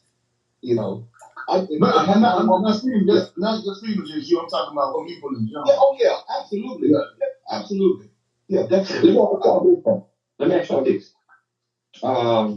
Why is it that fentanyl, heroin, crack, even marijuana at one time, why is that when these drugs hit our community, that they're so bad that we demand these high sentences for the people they selling it? Why is it that we're always the ones that's jumping the bandwagon, pushing for these strong sentences as our communities continue to be divided? But yet we don't see no war on drugs going toward the places that we know it come from. I don't want you to go across town and bust whoever, because they got a couple of keys. I don't want you to go to Birmingham or nowhere else and bust whoever, because they got a couple of keys. Go to where it's manufactured. Why are we always going to, everything is always dumped. Everything is always dumped. In our communities. Yeah. And what happens is it turns to like a circle of sharks. We jump in saying that it's destroying the community. But we're not looking at poverty. We're not concerned with the little ones that's sitting over there. They can't even get, like, for real something to eat while we throw away. You understand? But then we push these drug laws so hard. We have local rehabilitation laws.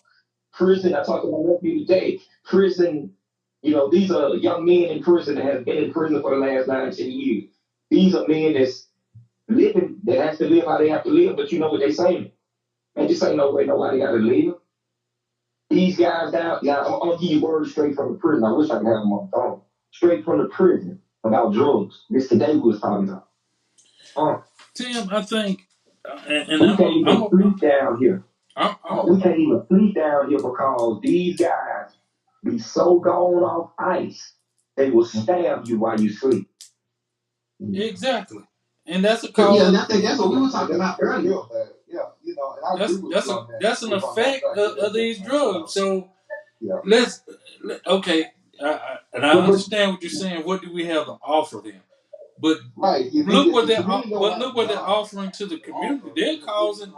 Don't you think it's causing more to the circumstances than in other words, my cousin get killed because they served some fentanyl or methamphetamine or cocaine here to a guy and he just decided he want to just shoot in a crowd. Mm-hmm. What do I supposed to be remorseful of the fact that he was just a drug dealer that sold to a person that was irresponsible, or should I say? Let's be honest. Let's be honest. And I like that. I like that. So we're gonna do that one like this right here. Most of the crime, the violent crimes that the young people are committing, they're not done off of fentanyl.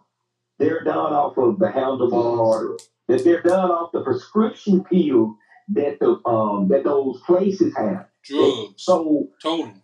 Why aren't we mad at them yet? Well, Like I said, I keep telling y'all, all the kids are not. It's not the fentanyl that's hurting all kids. The fentanyl is killing the older people, and the older people. But all kids are popping and addicted to. well, let me Every finish. one of them that have committed one of these crimes, they have been on these pills that we're talking about. They are addicted to these pills. Let me read But this right here. Let me finish reading this right here.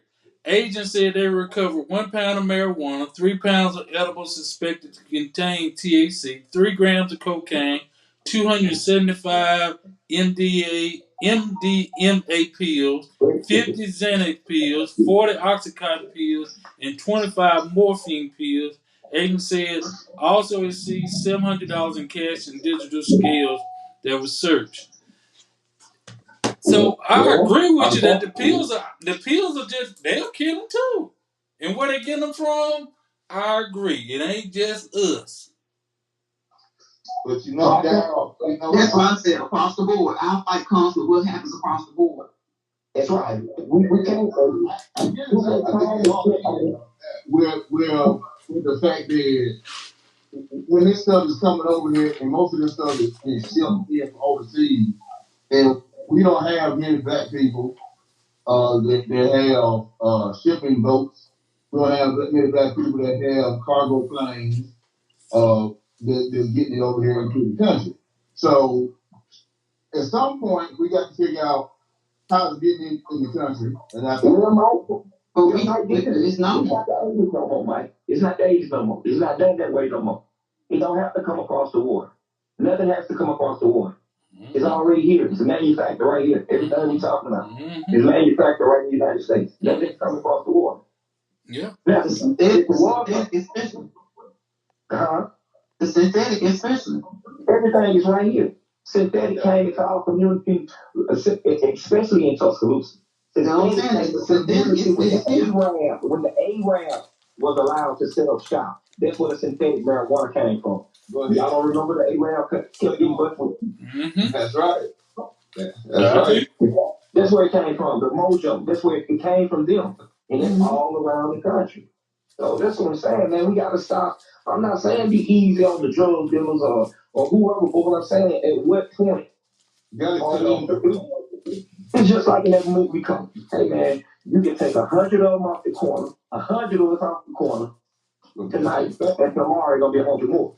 Because you still got poverty, you still got problems, you still got just like we scream to stop the violence. We need peace, stop the violence, stop the killing, but you that's being screamed, but no work is being done. No one is going out reaching out. Man, we have to do something other than what's been the norm.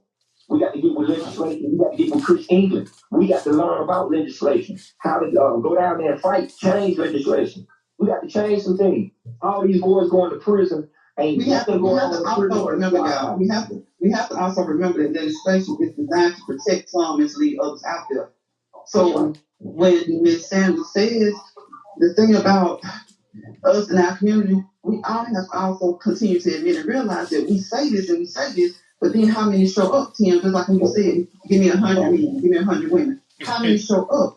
So that's why it's hard. Like we're in a circle that is hard to get out of because the legislation is designed to help where it really comes from. It's just it is what it is. And so, like you said, we can vote all day long, and if for certain things, yeah, we can vote. Now votes gonna count in there, but for certain other things, some people are untouchable. We might as well maybe just say some people are untouchable until they piss off the wrong other big dog. So that's why I think a lot of times we say our community, but that's where we backed up to the conversation last week. What do we do? How many? If you ain't gonna give money, how many gonna give that 100 women 100 women gonna come? Because that's how you're gonna make a change. That's how you're gonna make a change. You got to come together and get out here. Because see, we can have meetings day in and day out, but what's the point of meeting if there ain't no action behind the meeting? And we can continue to push the legislation, but like I said, we already know how legislatures think, how they design. They know how when it was like back in those days, like Tennessee was coming across the water. It just really stopped because there were other easier ways to do it without coming across the board, without coming through the tunnels. It just stopped because there were other easy ways to do it. So my thing is that when I feel like, okay, it needs to be rehab, not just for the users, but for the sellers Then we gotta as a community, what do we say to each other or to our own people? Some people just be like, oh, that ain't involved. But then, so what do you say? We just don't know what to do as a whole to get that 100 women. Like you said, if you don't have money, get that 100 women, get that 100 men. It starts off like we can call them right now and say call it what it is, and we all know tomorrow, and 200 people there. But by a month from now, it may be 50 standing on the wall. A week, right? Correct. So what do we do? It's like I just don't understand why we can't get our people motivated to do what needs to be done. So, and the thing is, because I know we can't, because I did it for 20 years, and I know all people not, what is the problem was doing what every other organization do and get money. You know, ain't nobody coming doing that. Ain't nobody the free. I mean, y'all are that's example level, but you can't blame people because they have bills to pay. Right, but that's my question. That's my question now, Tim. This is my question. We know that every city has gotten money for crime. They got it sitting there, and they'll go give out some hot dogs to say they did something in the community. Every city got money sitting for a crime, so why not build a team up and let them get money from the city to pay stipends? Because we're gonna say stipends, because you might have somebody out there that get disability but can't have a paycheck. But to pay stipends, listen, we pay these people $20 an hour to walk these streets. Okay. Now that's good, but listen, you can't have no old people. I know you can't have old because everybody get a check ain't old though. I'm not saying just about this. I'm not saying like that. What I'm saying is, again, understand that when when it's going down and like as it building up, summer coming, you're not dealing. Our kids are not just like they monsters. Everybody want to. No, man. No. Once they on the lean, once they pop the pills, that's when they turn to the monsters. So they don't care about you being whoever you are. They're walking up trying to talk to them. You know what I'm saying? It has to be another type of strategy. Because you got to have some training with this thing. I got a 14-year-old girl I'm working with now that's strung out on here. 14. So you see what I'm saying? I work with her constantly. With the team. And see, they don't. A lot of people, like down south, don't even. What I've been trying to warn them about was like the type of murders that's coming because of what's playing out and nothing is being done about it. And like what you just said, and actually, it's a lot of young people in Tuscaloosa that's like, I mean, what to eat, it's gone, like like that too. And it's surprising, but it is. It's what's happening. And let me say this: how she got strung out was her mother. You understand what I'm saying? So once again, no matter how we flip and how we flop, we have to get to the root. The root is going to be in that household. Yeah, don't be in the household because something has triggered for us. If it ain't nothing, we got to help break a generational curse. But the thing of it is, until we are able to get out here and touch lives and make a difference in our community, and I'm saying put hands on, meaning put hands on and be out there visible. Because I can talk all day that I care, but what I'm doing. And that's what we was talking about last week, Jen. That's what we were talking about last week when Deborah said we sitting around talking and not doing anything. That's why I say at least the idea what Deborah came up with is something. Because other than that, we were talking about that idea last week. It was not that we didn't. It's not that I didn't agree that we can do something. We were just talking about the people that needed to be reached, and the people that was going to reach was not the people that we needed to reach. They were already the good folks. We try to reach those people that's actually strung out. They're not going to come, and when we suggested something, it was like, there you go. And Mike, that's the thing I don't understand, Mike, because you and I, as far as on the phone, last week on the phone, as far as that, you and I are going to be more connected to the problem that everybody saying, the problem that anybody who's on the phone. So I never be understanding how do people think that their ideas, I mean, what puts you in a zone to make you think that your idea is just so much better than what I'm selling? I mean, if you've never really been, I ain't the only gangster who said that. I'm not even a gangster. But what I'm saying is, and that in itself, in the tone, it always shows exactly the reason. Just like down there. It's just like down there. Anything I bring and say, there is a problem.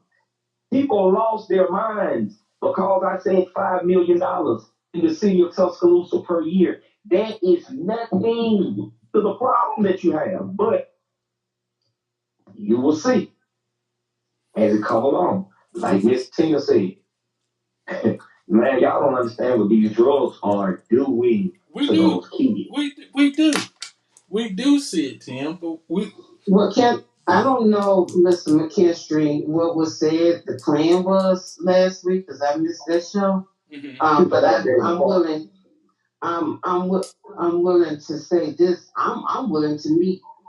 Tell me a day and time. Let's pull something together. But my thing is, I'm not gonna keep doing meetings. I need some action behind the meeting. You see what I'm saying? So I'm willing to come together with anyone that can hear this. Let's reach out. Let's make something happen. Let's put some stuff together. But it's okay to agree to disagree. I agree. I agree with you. Now, And now I'm willing. I'm willing because Tuscaloosa is my home. I was born and raised there, graduated there, everything. So I'm willing to put in the fight. Here's just a quick. Here's a break. We got the main city council people that need to and they don't need to give us the lip service that they give us. I think that everybody on here has had some sort of meeting with somebody in the city council pertaining to ideas they might have came up with, and even had shows pertaining. Everybody from city council people to the mayor himself. And you always get those political answers from them, and then you don't hear anything from them. Well, you see what Ms. Sanders said? She didn't get a return back from some of the council people at the time. Right. It's the same old, same old. I can't get a return call back from any of the council people right now or the mayor. Okay, but can we be put on the agenda? Sure. When they have their council meeting? Yeah, sure. Can we be put on the agenda? Can we go in there with our proposal together? It's all about how we gonna walk in the door. You see what I'm saying? With our proposal together and go in there. You have to have a city council to put it on the agenda, though. A city council person to put it on the agenda, though. I'm not sure. I think you can get up and speak about it, and then probably have it put on the agenda. I'm not really sure, but what? Let me say this before I lose my track. What you guys said, what you two guys said about spending $100,000 toward what's his name, Kodak Black. What I was just actually when I said the 100,000. No. I just one people I was just throwing out. No. I mean, it's all cheaper. I don't know who he is, and I still had. But I'll just we just trying to make a point. But that was a great. After I summed it up, I said, you know what? We spent $50,000 on a billboard. Absolutely. That can't speak back.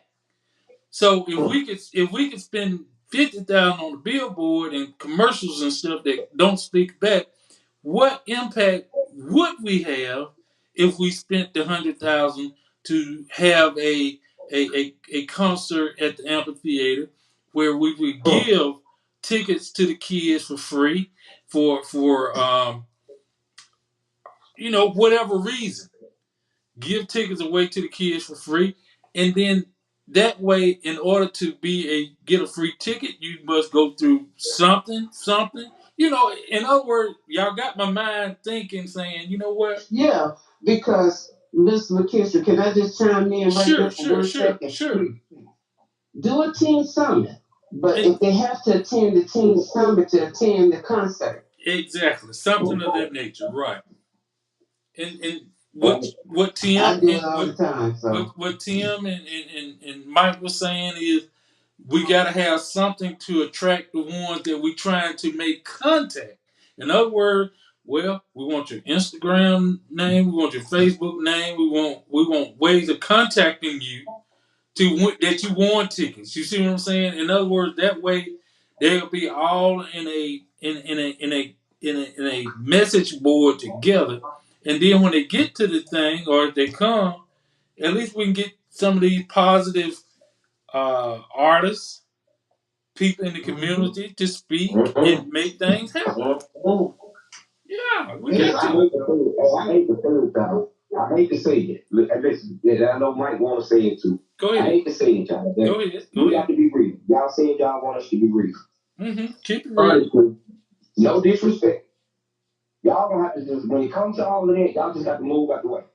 And I'm not trying to be funny because all of that, like that's outdated. Like that's not what they're doing. That's not what the positive rappers. Ain't none of that happening.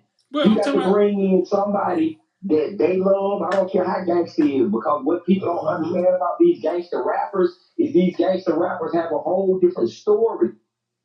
They do and say whatever you want them to do and say when they come into the country. Well, check this out. It's for some young people. All that we try to stop the gang banging in the city, or whatever. That's what they gonna do.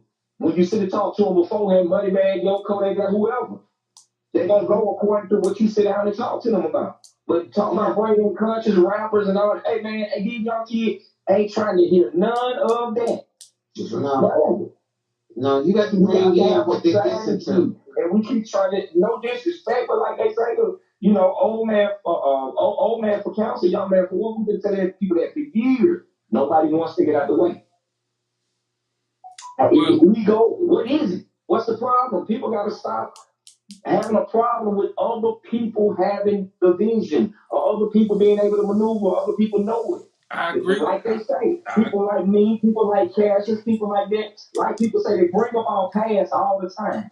They love to bring up our past. We can't get jobs because of our past. We can't run for seats because of our past. Well, guess what? Because of our past, people like me have the plan to stop what you got going on now.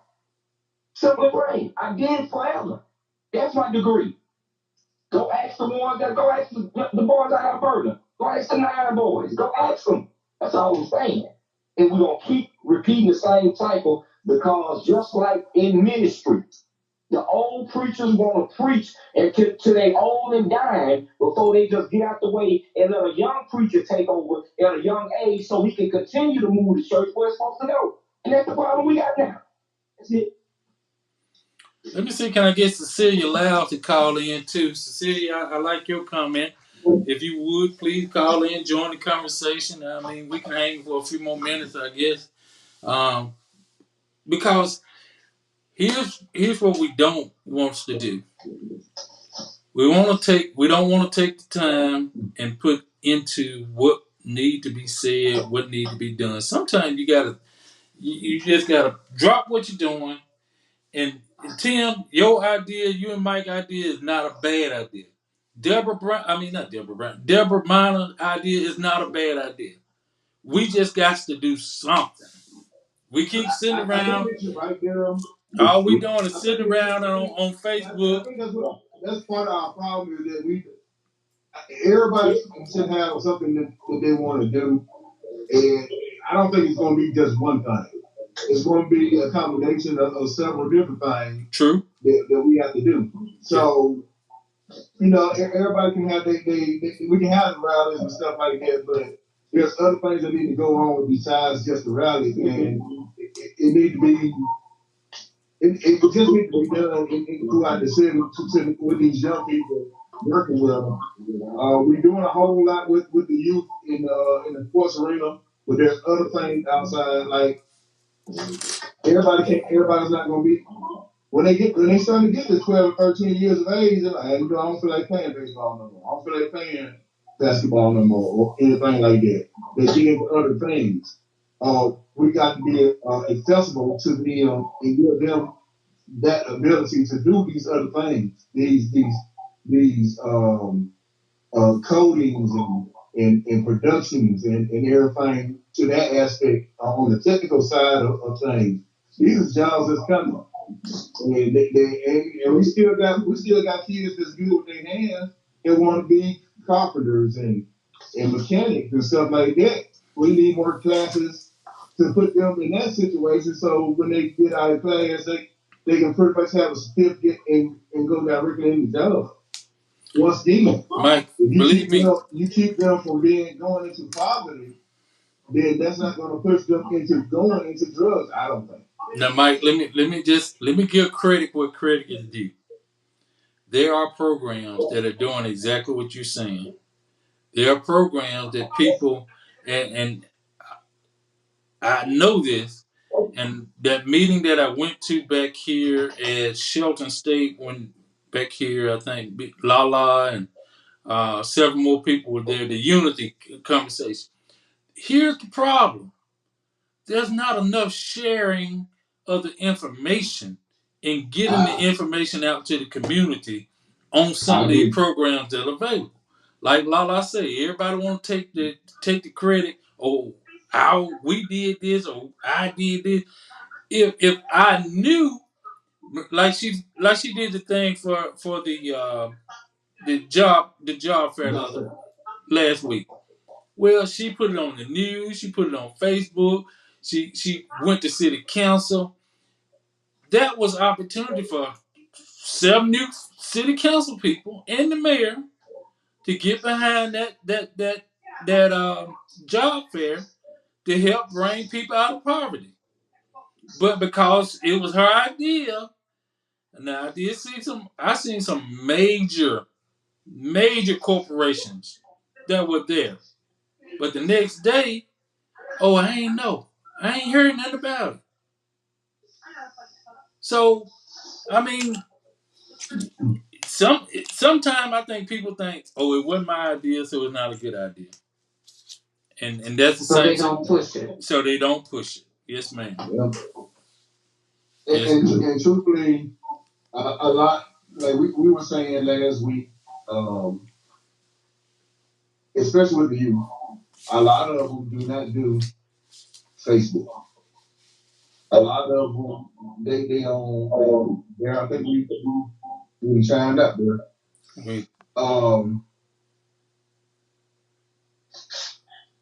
I think we're gonna do it.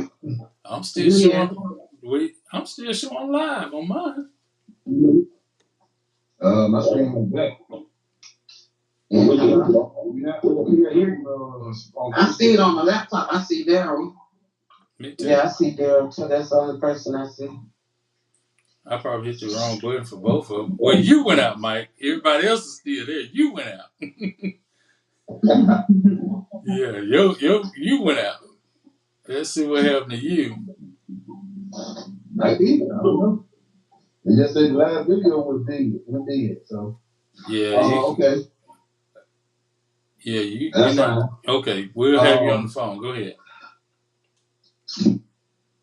I kind of lost my train of thought. It got to me all the time. Yeah, you know what? I think everybody, like each one of us that call in every week, I think we know what needs to be done. I think we know who can handle what job, what role. Like Ms. Sanders was saying, some things you have to do, you have to be trained. Like Tim said, sometimes it's not a degree from a university, but it's a degree from the street, University of the Streets. So if everybody can do that, or if most people, enough people can do that. But a lot of times, some of these people who won't call you back, won't contact you, it ain't me the one to do it. They really want things better. Because you know, in every town there's supposed to be that west side or that bad side or that across the track side, and then every time supposed to be that mediocre side, and every time supposed to be that good side. And if anything is done for the bad side or the side that needs help, certain people want to take credit, and they don't even want. They tell you pull yourself up by the bootstraps, but when you try to and attempt to, seems like they cut the straps off, unless they pull them. And I think you were quite right, Veronica, the fact that when if you we're talking about doing immediately, we're gonna have somebody that's gonna come over and try to take over what somebody else is doing.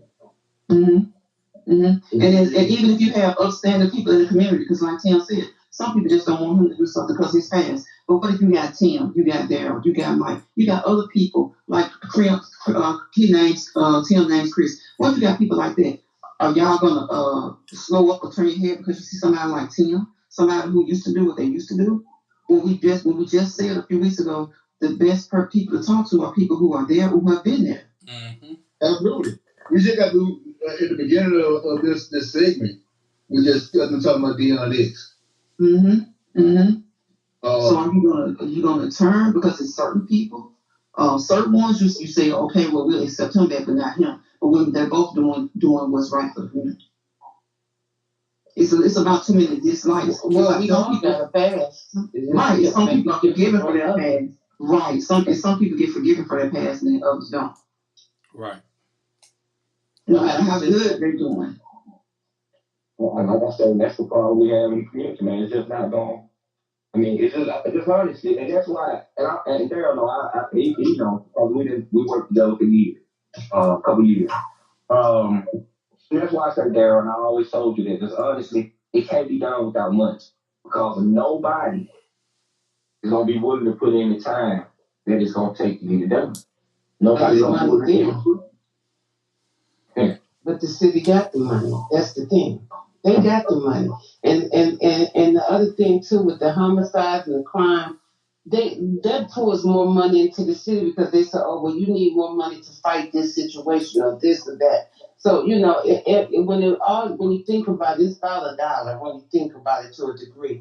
But we all can come together, like I said, you know, let's put this proposal together. Hey, I don't mind. I don't mind. This is what I do in my sleep. So let me show you how easy this is. And I know the councilman are listening, probably the mayor is. All y'all gotta do, reach out to me, tell me to have a date, we can sit down. We all gonna sign the clauses though before we talk about anything. But it's simple. I mean, it's $5 million a year. I mean, that's why, and I'm not trying to, me and you work together, so you already know. And it's not trying to be funny, but it really goes to show me.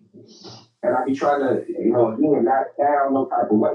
But when we say $5 million a year and people lose their minds, we're talking about black lives. That's, you know, people dying, innocent people killed. But we're still talking about, like, ooh, wow, it's too much. But we're talking about a city that, when a college play in town, the city has said the city generates over $37 million that weekend.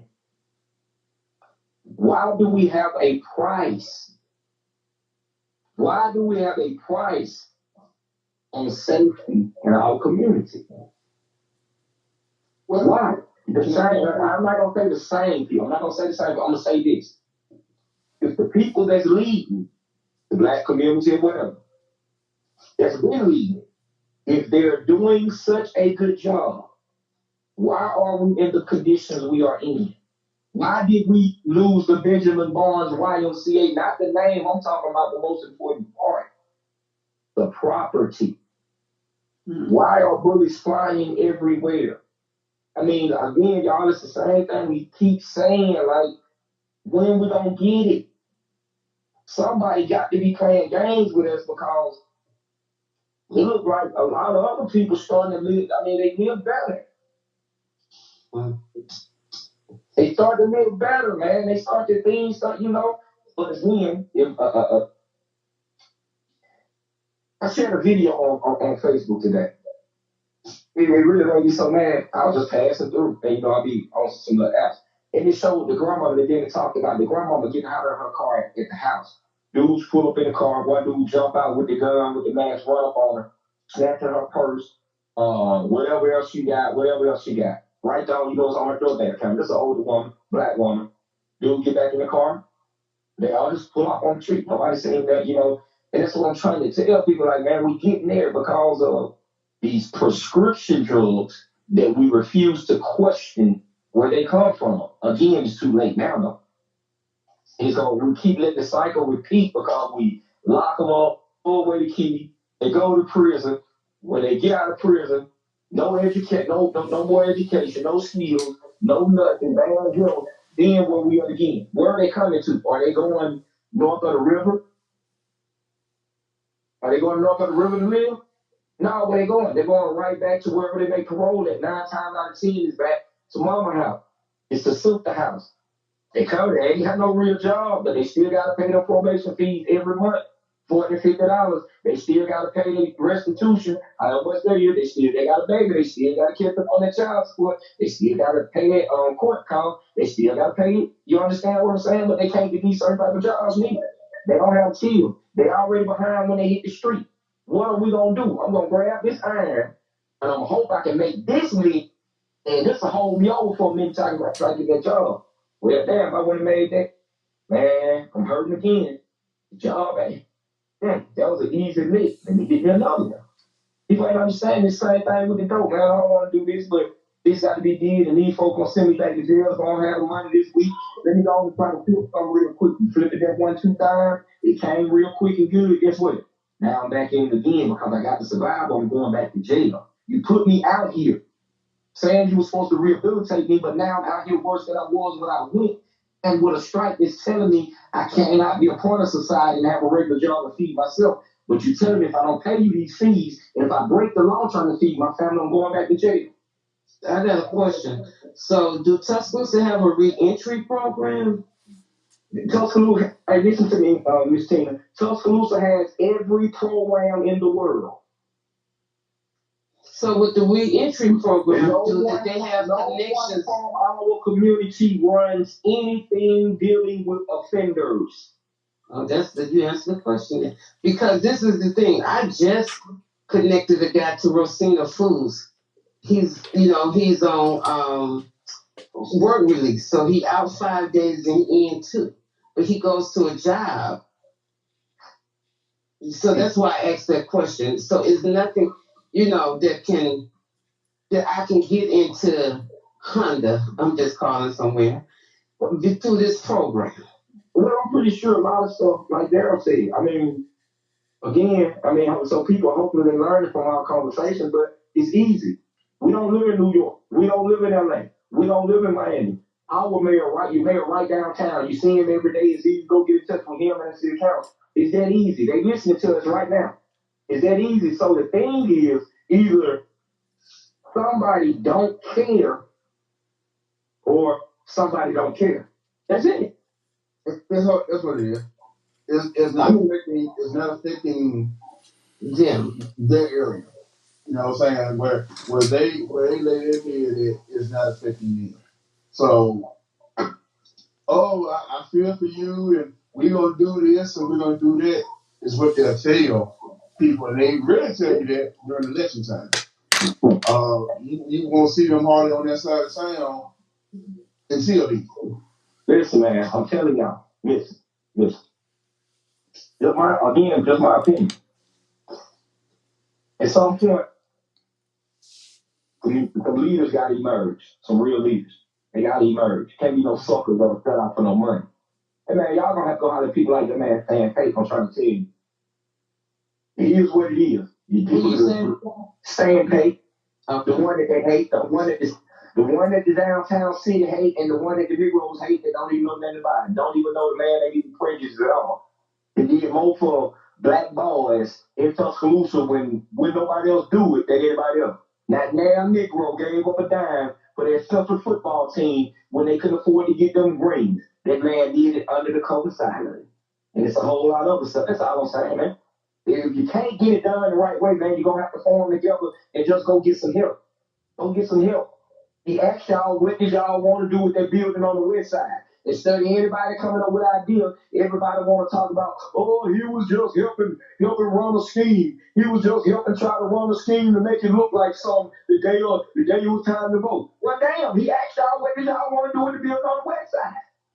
What did y'all want right there? Y'all did not say one word. But yet, the building out there is torn down now. So now, what is it? That's what I'm saying. Get the community together, too. Our community is a big part of it, too. Too many people playing both sides.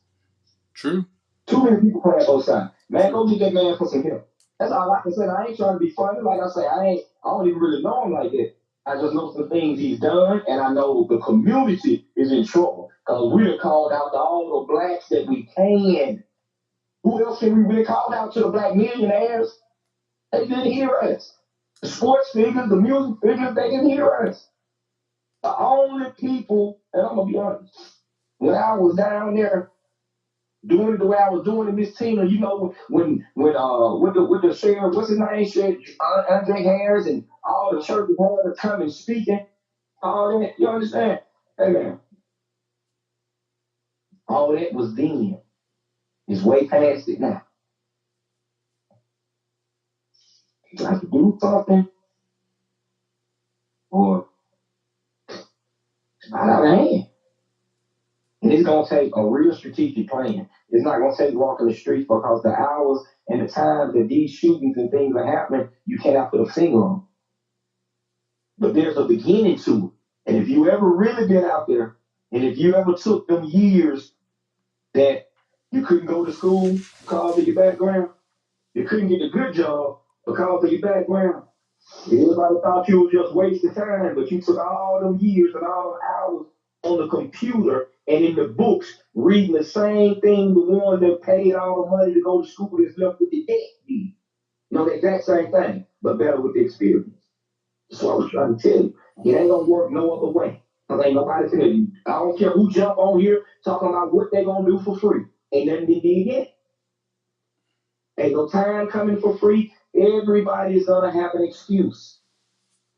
It take money. And all I'm telling you is with my 501c3 nonprofit organization with a real board in good standing of Alabama under the code, we have a real plan, but it take money.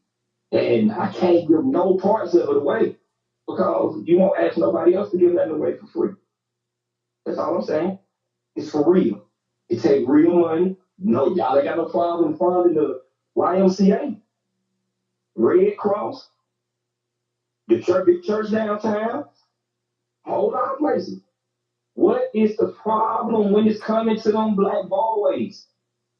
What's the problem? Are they only work a billboard? That's what I'm saying. I'm just speaking to y'all from, from the youngsters that I do talk to and deal with. Like, they don't care. Care for what?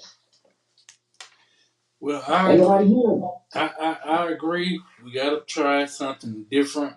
And Tina, the city councilman, Raven Howard Williams, is over public safety. I think it would be, I guess if you want it submitted through public safety, you got Councilman Lanier, uh, Raven Howard Williams, and I want to say, is it Kip or one of the other ones?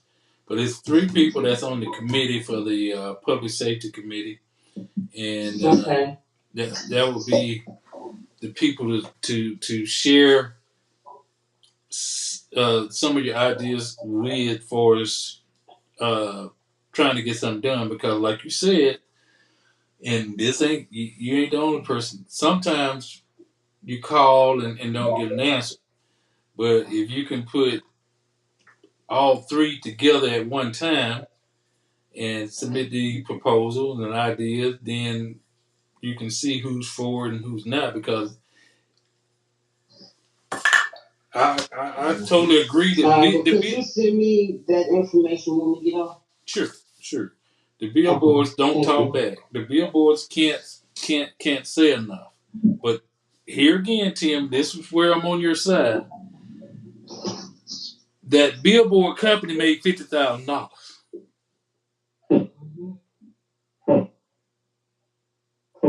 Those commercials made $50,000. What kind of impact or results do we have from data of those poster boards and TV commercials? Will probably be zero. But if we said we're going to do this rally or do something that's more 101, I guess you can say 101 with the people that's involved in some shape, form, or fashion, at least we would get some kind of data to say it happened and it didn't happen. Or we can say, oh, for the last 90 days after this thing, we hadn't had any shootings. Or for the last 4 months, everything been a little bit quieter. And then And that's one of the things we had to do. We had to keep a matrix. Mm-hmm. Yes, so ma'am. yeah. That's Well, right. I'm gonna give my number. My number is like everybody got it anyway, so it's across the nation. I'm gonna give my number now, and anyone that's willing to connect, I'm willing to connect. And my number is 716 area code 816 82. Oh, okay, I'm I was gonna sorry. say, You yeah, should have no. it down. Area code 716 816 8264. I still got my New York number. So Okay. I'm willing to connect with anyone ready to sit down and put the brains together and let's make something happen. I'm always, I'm available. I'm available. Let's go fly me to New York. I'm available. I really should like what you said because I feel the same way.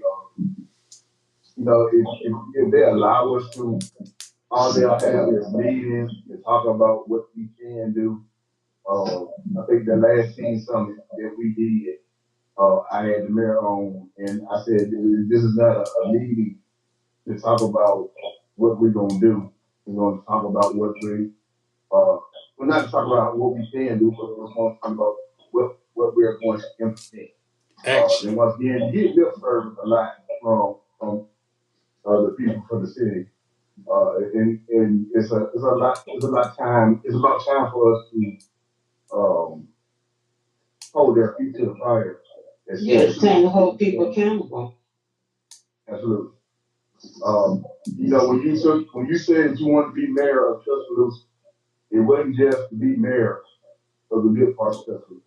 It was to be mayor of Tuscaloosa City as a whole. And as a mayor of Tuscaloosa City as a whole, you should want your whole city to be prosperous, not just some parts of it. Well, Same thing with city council. Absolutely.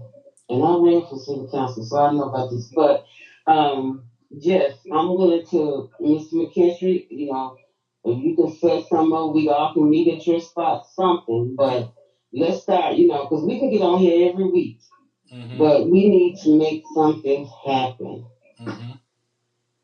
That's where I'm at. I'm about doing. I'm not a lot of talk, y'all. So let's make something happen. So however way you can set something up, I can be there. Just let me know.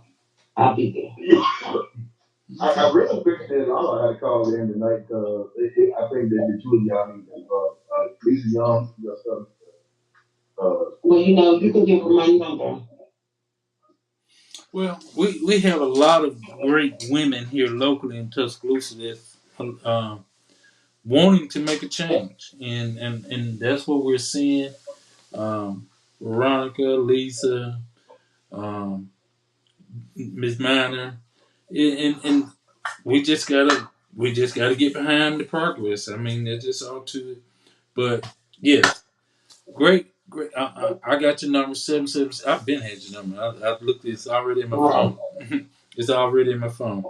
But I'll text you those people names, and I think I can get in touch with their phone numbers if you don't do nothing but get their city cell phone number and they respond. Okay. But we're gonna have a part two of this conversation. I know, we wanted to promote my good friend Santez, but this is a very good conversation that you can't just talk about it one time and move on. So on Thursday, hopefully we will have more time to get some example because I think, and I'm guilty of it. We get out of reality of what's out here. Um, it's like you got to go back to school. Everybody back in, those 60 babies and those 50 babies, they only relate to like heroin and marijuana. But right now, there's these new drugs. You might not even they might not even know what it looked like. I mean, They don't know what it looks like, and then some of the terminology is completely escaping me. right. No, And I'm pretty sure I'm a gonna lot give of you, them don't know what Molly is or none of it. right. And let me give you an example. Those Doritos, y'all seen the pictures. I don't know if some of y'all saw the pictures of the young lady and the list of all the drugs they had. Well, when they were saying Doritos, I'm thinking like, okay, what is that? But then I seen in some comments somebody said, "Oh, those Doritos with weed mixed in." But That's all. they had the potato Yeah, chip. we don't have the state. They had the potato chip bags that looked like Doritos, the nacho Doritos. But they were calling them They are. Doritos. That's what they are. They legal in other states. Yeah, because Yes, New York State is legal. and Yeah, so it's legal in other states. See, and the that's man, see all the candy, when they be putting it up there, the candy and the chip, man, that's a waste of time. and That's a so waste of time. and so some I people can go now in the corner store and buy that some stuff. people might be just dumb like that on my part, kid. Like I said, I'm like, okay, Doritos. Yeah. But hey, if we But don't know, we don't yeah, know. but even when it comes to the drugs and different things in the community, that's why people, the training and the educating of people, even like with the ghost guns. Right. You know, you get guns dropped in the community with no serial numbers, no nothing. You can go in the corner store, the Arabs, and purchase any kind of weapon that you want. You know, so, you know, and these ghost guns are traveling. Hmm, They're traveling. So, you know, people don't, when you say ghost guns, people don't even know what a ghost gun is. that's They true. don't. That's true. That's You know, true. so that's the thing. We have to educate our people, Hmm. you know, and across the board. So all this stuff kind of work hand in hand with each other. Well, I appreciate you joining the conversation with us, you and Tim and Veronica and Jesse and all the other people that stayed on with us tonight. But we'll take up part two of this on Thursday. Yeah. Let me ask you something real quick, man. Sure. It's something real quick. How, because you are a retired police officer, how do other police officers, especially black police officers, in other cities, you know, Birmingham, definitely, Mobile, Montgomery, if you've talked to them or you know any, you have friends, how do they feel about, you know, the violence that's going on? And what do they think is a solution? There's a solution? As you know, from y'all standpoint as police officers. Shoot, man. Just my personal opinion. I don't think if I were to start law enforcement today, I wouldn't be in it. Huh? No, sir. If I was starting to be a police, if I was 21 years of age and they asked me to sign up to be a police officer today in this today's society, no, sir. Yeah, that's saying a lot. No, sir. Mm. And money wouldn't be the you know how people say, oh, ain't enough money in that position in that. Right. No, that wouldn't be the excuse. The excuse I would see is a lot of the um, elect.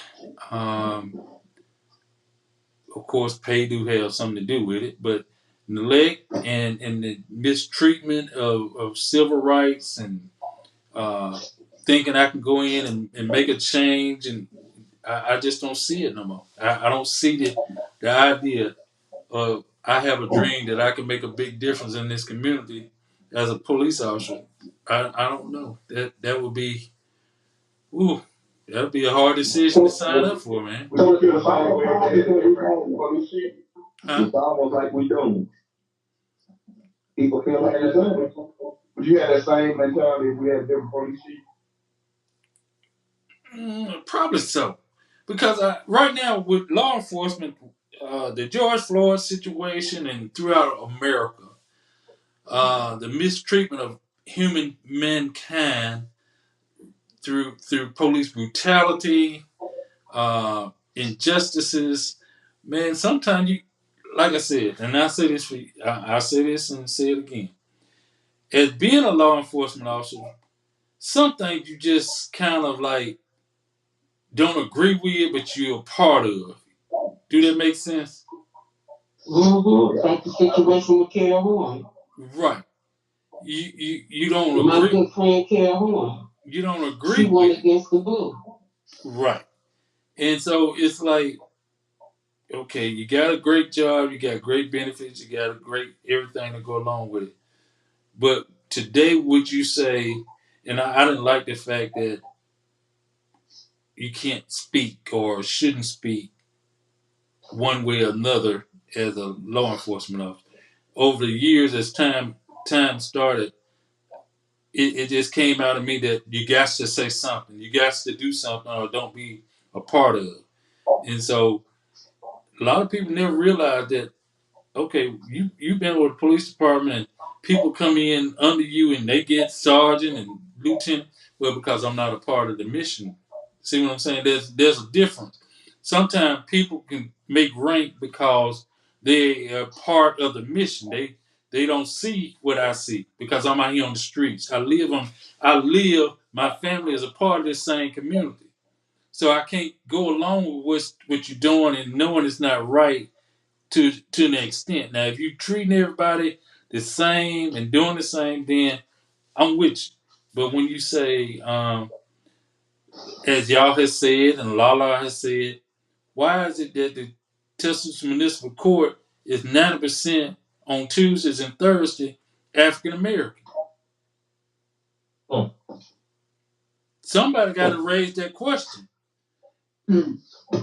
Why is it 90% on Tuesdays and Thursdays in court African American? You can't tell me there's not crimes that municipal crimes that other races are committing.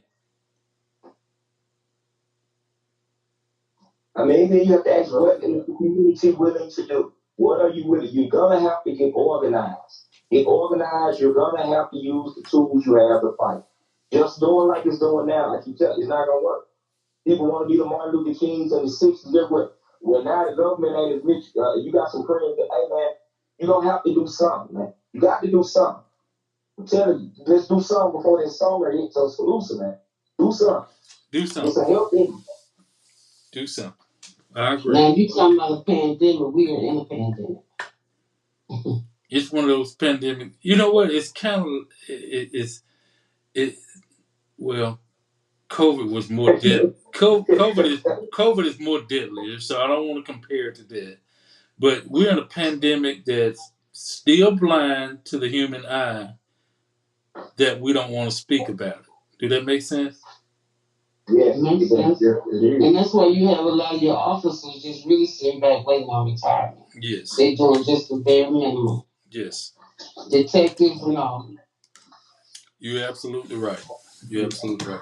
Hey, let's take up this conversation on Thursday. If it make us sound, if it make us feel, if it make us, because I know that like y'all, it just sounds like it, I almost like no hope. But if it make us feel that way, you know, we're those we have been through it, and it make us, it make us feel that way. And what do you think them young people that see, hear, lose, people through violence and things like that, how you think they feel? Absolutely. Man, what you think the reaction gonna be? Tim, you can't get okay. The question you asked the other day, you asked for 100 million of women to give you 3 hours a day for 365 days a year. Right. You asked for the most impossible thing that's needed to be done, but no one would answer to that call. No one gonna answer that call. Well, actually, Miss Mama said she's not gonna do that. No.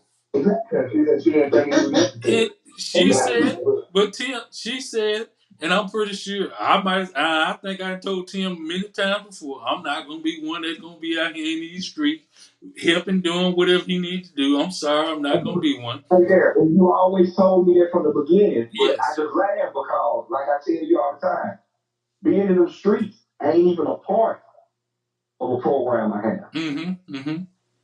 It's not even part of a program that I have, because nothing's gonna get done for real in the streets. I mean, you got to. It's not gonna get done because of what you just said. If they ain't got 3 hours to give, they ain't gonna show up to be out there from 12 o'clock at night to 4, 5 in the morning. No, sir. No, sir. No, sir. And you and like you said, Tina said they pay people $20 an hour. You can pay these jokers $50 an hour and they still ain't gonna be out there. No, sir.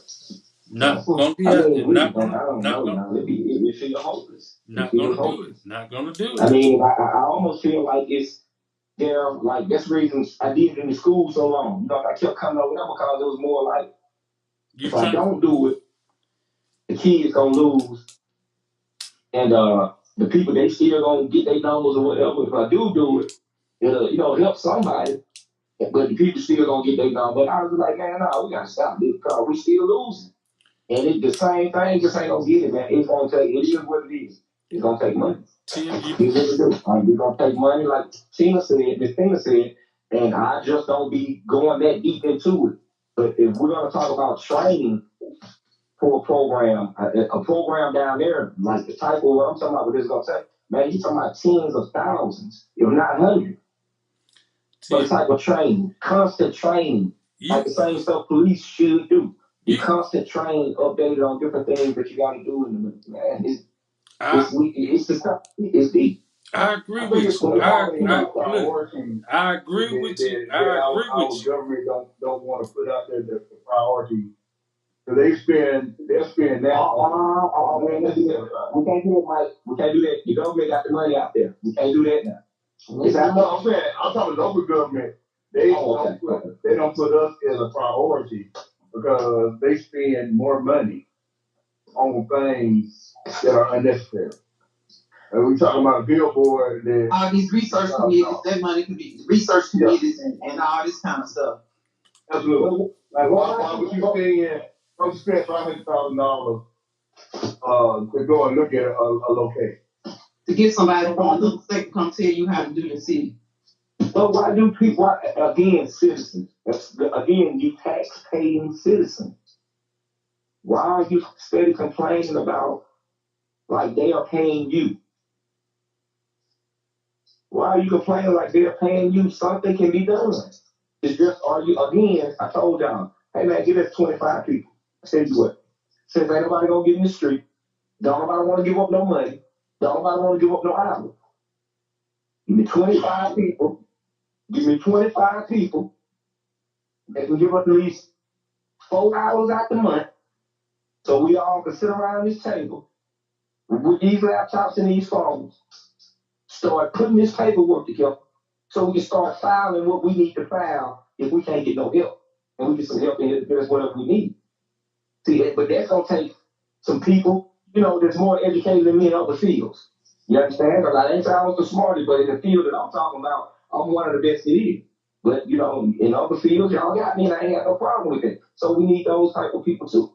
You understand? Because we got to do some real paperwork. We got to have some people with a real background. We got to have some people that, knows the law and things of that nature. And we just going to have to see why we just can't get funded here. What is the problem?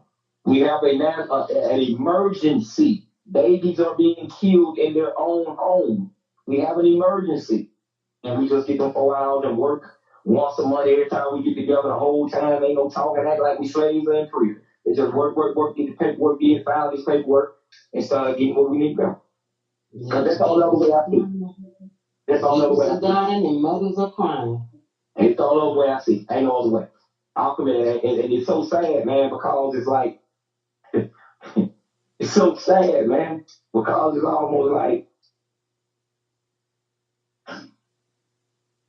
and I can't get mad at the police for pulling y'all asses over when they see 3-4 y'all in the car. One thing they know, when they pull y'all over, they gonna get something from you. Well, you know you dirty. So we running into that, and that's what I'm saying, but we have nothing for that. We don't even have a center. I ain't talking about, like they said earlier, no boys playing no sports. If I don't play sports, I ain't care nothing about no sports. We don't even have a place. And I'm not talking about the big boys in school. And the ones that don't come to the programs if you open the doors. I'm not talking about them. We don't even have an overnight place if a shooting happens. We don't even have an overnight place for somebody involved in the shooting, nobody shoot, whatever, that they can come and just rest their mind, lay low, do whatever they need to do. Like we have none of that. We don't even have a team that responds, a community team. We don't even have a community team that responds to murders and shootings when it happen, and you go make contact like I used to do. You go make contact with investigators on the scene that know you because they seen you and start dealing with you. make contact. So and they gonna ain't nobody gonna get about the dead at 1 and 2 in the morning though. Yeah, ain't nobody gonna do that.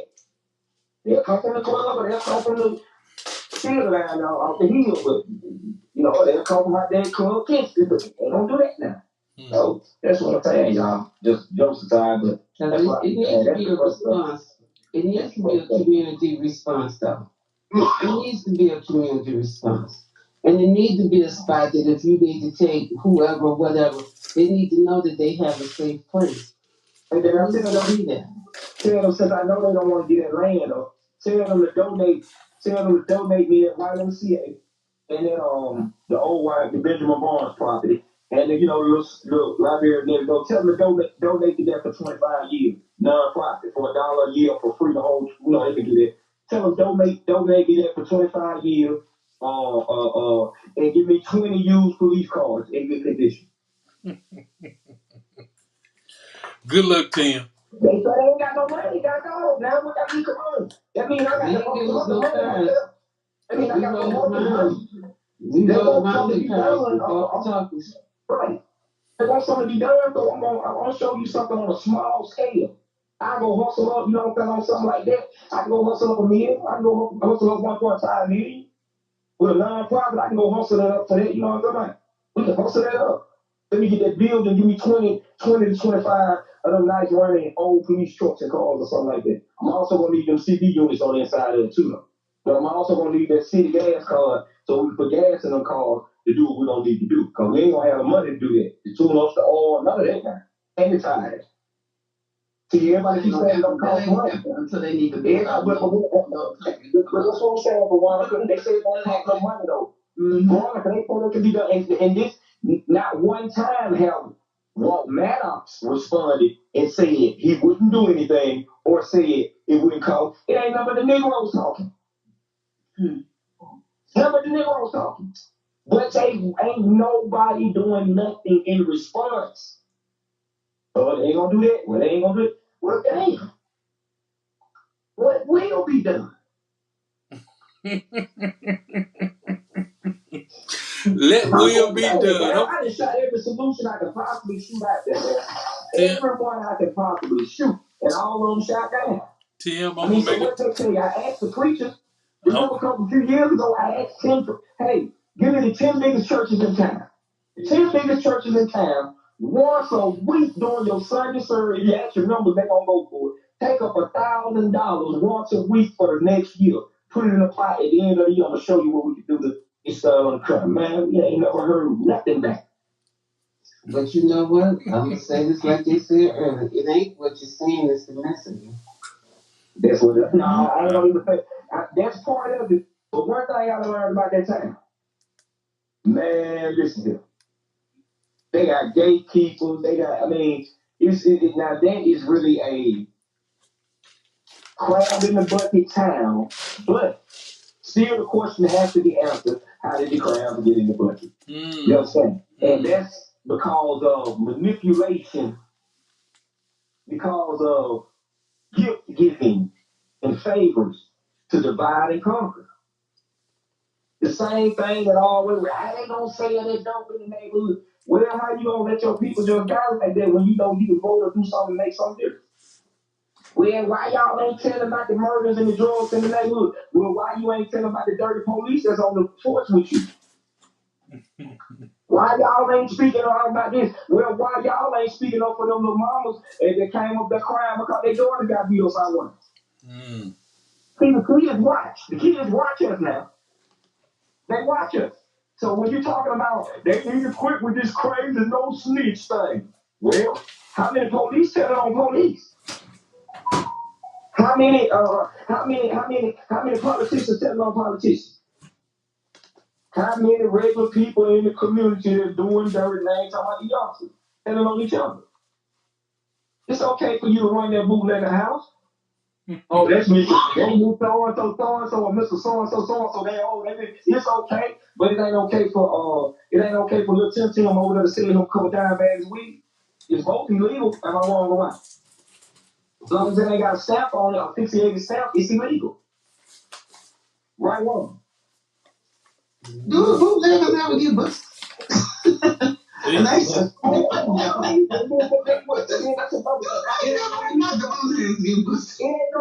need to bust them. They don't make no real money. They just make enough to be able to, keep going and pay a bill here and pay a bill there. You ain't got no business. but you know what, Tim? They bust folks that look like us. So if we ain't making but a few dimes. Well, they do what they do. But they don't bust them. They don't bust them. Yes, they do. They get them all the time. They do. Maybe I just don't see no bootleggers no more. You know that's a misdemeanor, Charles. Yeah, it just it's drunk and right. I know back in the day, soon they were busted, they right back on. Drunk. What happened when they passed that liquor law on Sunday that you can sell liquor on Sunday?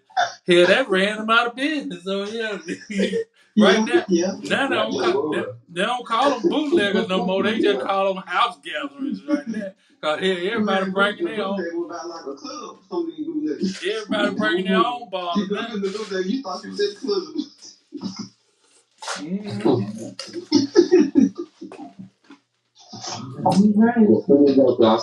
Y'all please. I mean, y'all down there, man. Like, for real.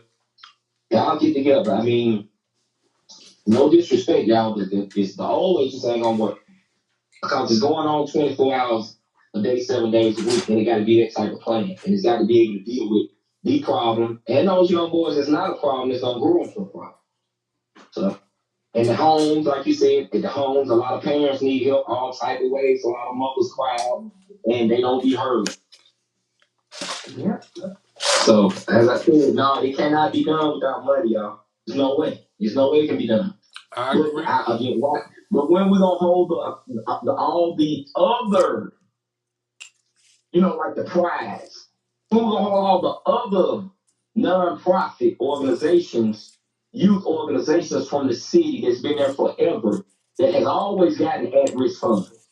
When is that gonna be questioned? Because I think the most at-risk players are the ones that are ask that question, like, when are we going to ask them? So, based on your numbers, your figures, what have you been doing for this city for you to be awarded the money that you're awarded on a yearly basis?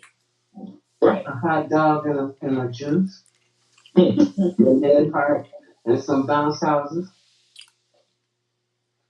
And no, so I'm saying, like, what are you, because Dare and Pride and all these organizations, they supposed to be trying to stop the violence and everything, and I like they should have some sort of number. They should. Anybody else, they were required to have numbers. I would say that there was 20%. Yes. Mike, what you're saying is, let's see some data to justify y'all giving the city awarding them money every year. I agree. But they can show data, but a lot of places are not questioned because they've been around Good so data. long. Good data. Well, let me tell you what I was told years ago. I was told years ago by your mayor. This is what he told me. I approached him. What do I need to do to get my nonprofit organization in rotation of funding for the city of Tuscaloosa? Now, this wasn't on no letter. This wasn't nobody well, the way the city works, they have a group of nonprofits that's always been on there. In order for another one to be funded, that means one has to come off. And that's most likely not going to happen. That's what I was told. Also, in all my letters, it always said, the letters I have now, it always said that we're going to forward this over to a Perry Howard, who's director of so-and-so, so-and-so, so-and-so, and we'll get together and we'll. And Perry Howard have never seen anything from Against All Odds. So I don't know. That's how I'm telling y'all. I don't know. And it don't have to do about my organization. That's why I really just quit doing anything. That's what I'm saying. Like, somebody, don't get frustrated, man. You got to stand up and do something. When kids losing their life, more people going to prison, and the cycle going to continue. Are you not watching the videos of the young dudes in prison for Tuscaloosa? Do you not see what's going on? What you think going to happen? They coming home. They got their own family. They coming home. And they worse. They gonna be worse when they come home. A lot of they homeboys dead from some other shoes and their cousins and they. What you think gonna happen?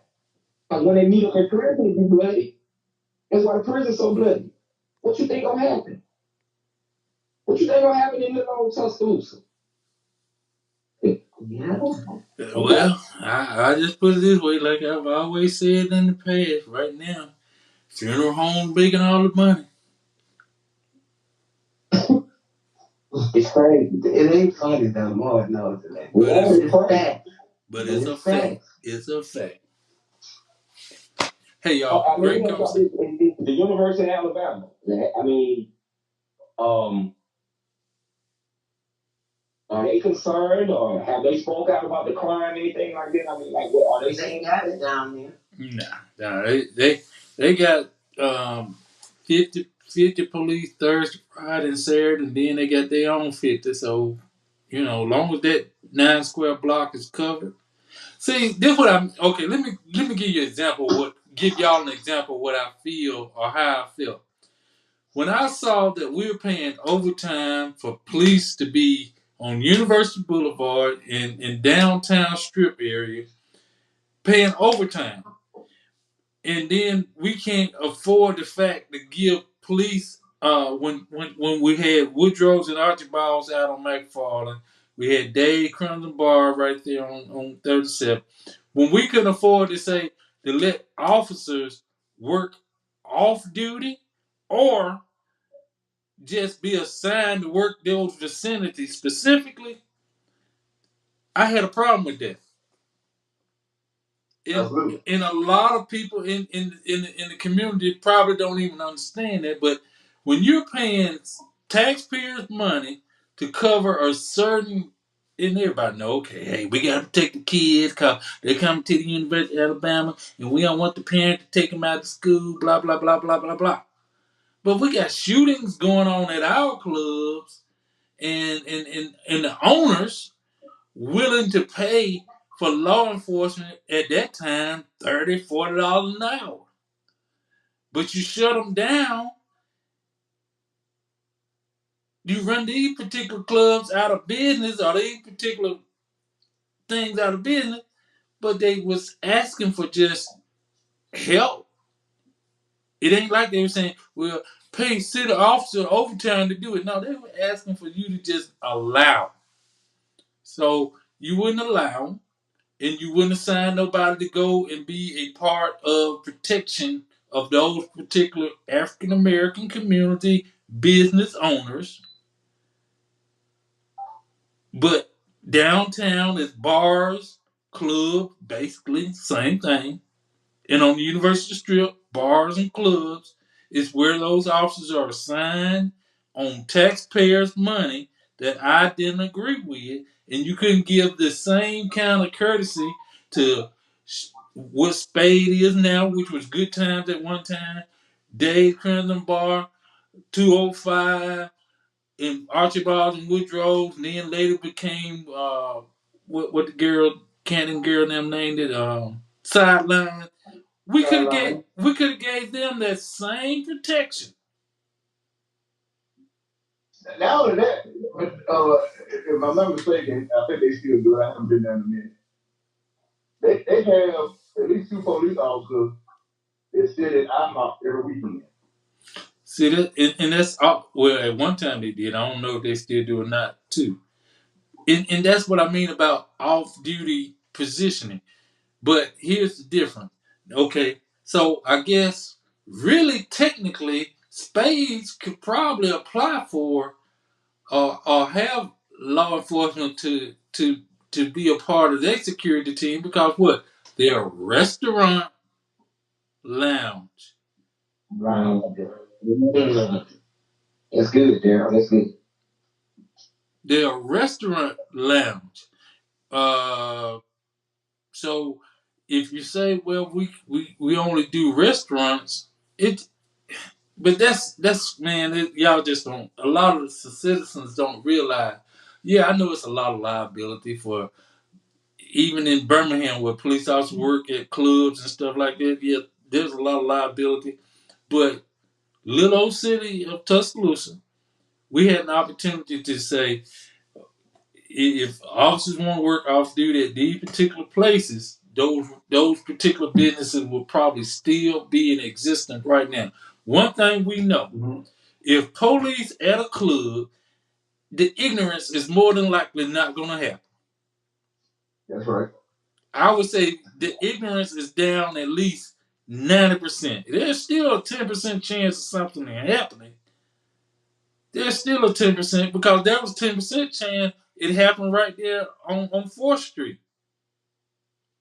So we're not saying, oh, put police at all the clubs and it ain't that gonna happen. They're not what they're saying. They're saying give us an opportunity to maintain a safe, secure, proper environment for for our patrons, just like you're doing for the patrons on the strip and on 4th Street. That's all I'm saying. Now that I don't agree. I didn't agree with. And then you making them do it. In other words, you mandatory to go work these positions. You might have a family member that's sick inside and you got to go home. But if you can't find nobody to work for you, you're mandatory to work this position. If you don't work it, then you're written up. That ain't right. That ain't right. I'm sorry. That ain't right. No, sir. That ain't right. If I don't want to make the money to go down here and watch these particular kid, but if you don't want me to make the money to go over here and watch these particular kids, I got a problem with it. Do that make sense? Yeah. The only thing that seems to be different is the color of the owner's skin. Demographics. That's the only difference. Demographics. And when we say demographics, African American clubs and restaurants and lounges, white people, bars, and you see the name, club, lounges, bars, restaurants. But they both serving alcohol to youth, young people, hopefully they legal, and you're protecting them as they go from and to these particular night spots. Same thing over here. Same thing. I'm sorry, that's the same thing. We could have provided sideline, all those Archibald Woodrow sideline, all these places could have had law enforcement in those positions, and nothing would have probably took place that took place. Mm-hmm. Now, like I said, there's still was. It's sad. Then you can go all the way back to the Citizen Club here. Citizen Club and Prime Choice. Exactly. I'm just saying. Once they started providing 20, 30 officers in vicinities like on the university, like I said, on the strip as they call it, and then they merged downtown to 4th Street area. These officers were mandatory to work these vicinities, but we can mandatory. Even if you just said, okay, we're gonna put 3 roving units. What I mean by that, officers that, hey, you go stay over here in this particular area for an hour, then rotate to another location for an hour. Just rotate them. Because of course they spread it out. You got days on this side, you got 205 down on Greensboro. Then you got back then it was like you said, good time, whatever on Utah Highway. Hell, they could have rotated and just been in the vicinities consistently. Because I know it's a large demographic changeover, but you paying overtime for that. You can pay the overtime for this. And then, like I said, the owners were willing to pay the cost out of their own expenses. I don't hear that. I don't hear that from Strip.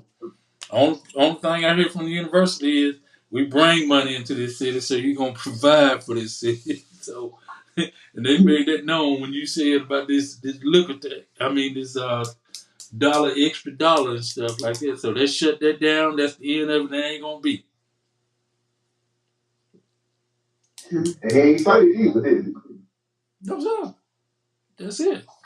Hey, we'll talk, y'all. It's 11:30. I'm sorry. It's 11:30. All right, y'all have a good night. Okay. Yeah, y'all. And y'all, I don't know what the issue is, but it's sad that we got a local black business that's closing. And I love the reggae flavor, so if y'all have not been, go by there. They got $10 specials. And I just found out today that he's closing. And you know, they had the great food truck and they opened up a couple of years ago. And it was a big thing. Everybody loved it. And I know some things have happened in front of that area that didn't have anything to do with them. I don't know if that's why they're closing. I hope not, but they are closing. But they are a great restaurant. Restrictions. Absolutely. I was when they were doing the food truck. I did a couple commercials for Reggae Flavor, and it's a very good thing. The owner had a huge turnout for the grand opening. It was something that he and his wife, his late wife, had worked on to get everything started. And to my knowledge, they had great business. Always great food. Always great food. Always great business.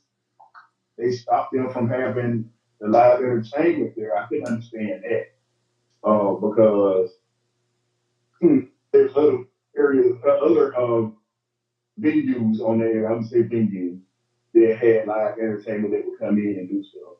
But they stopped them from doing that. It's like they made it extremely hard for them to be successful down there.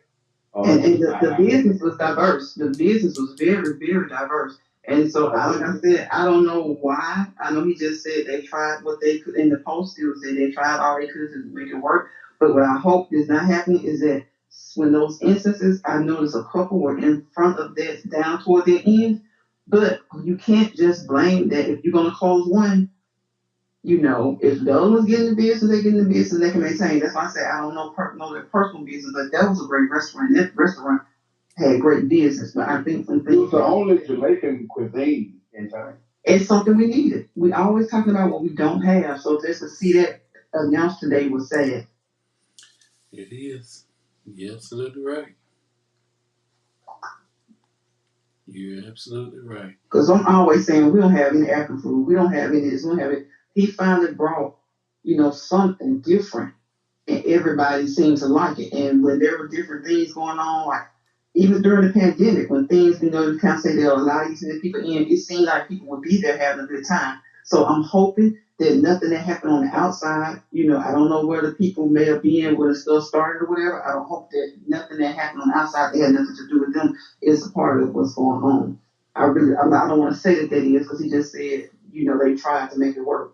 Right. So I hate that because like Mike said, it's original. We haven't had, we just haven't had that type of cuisine here.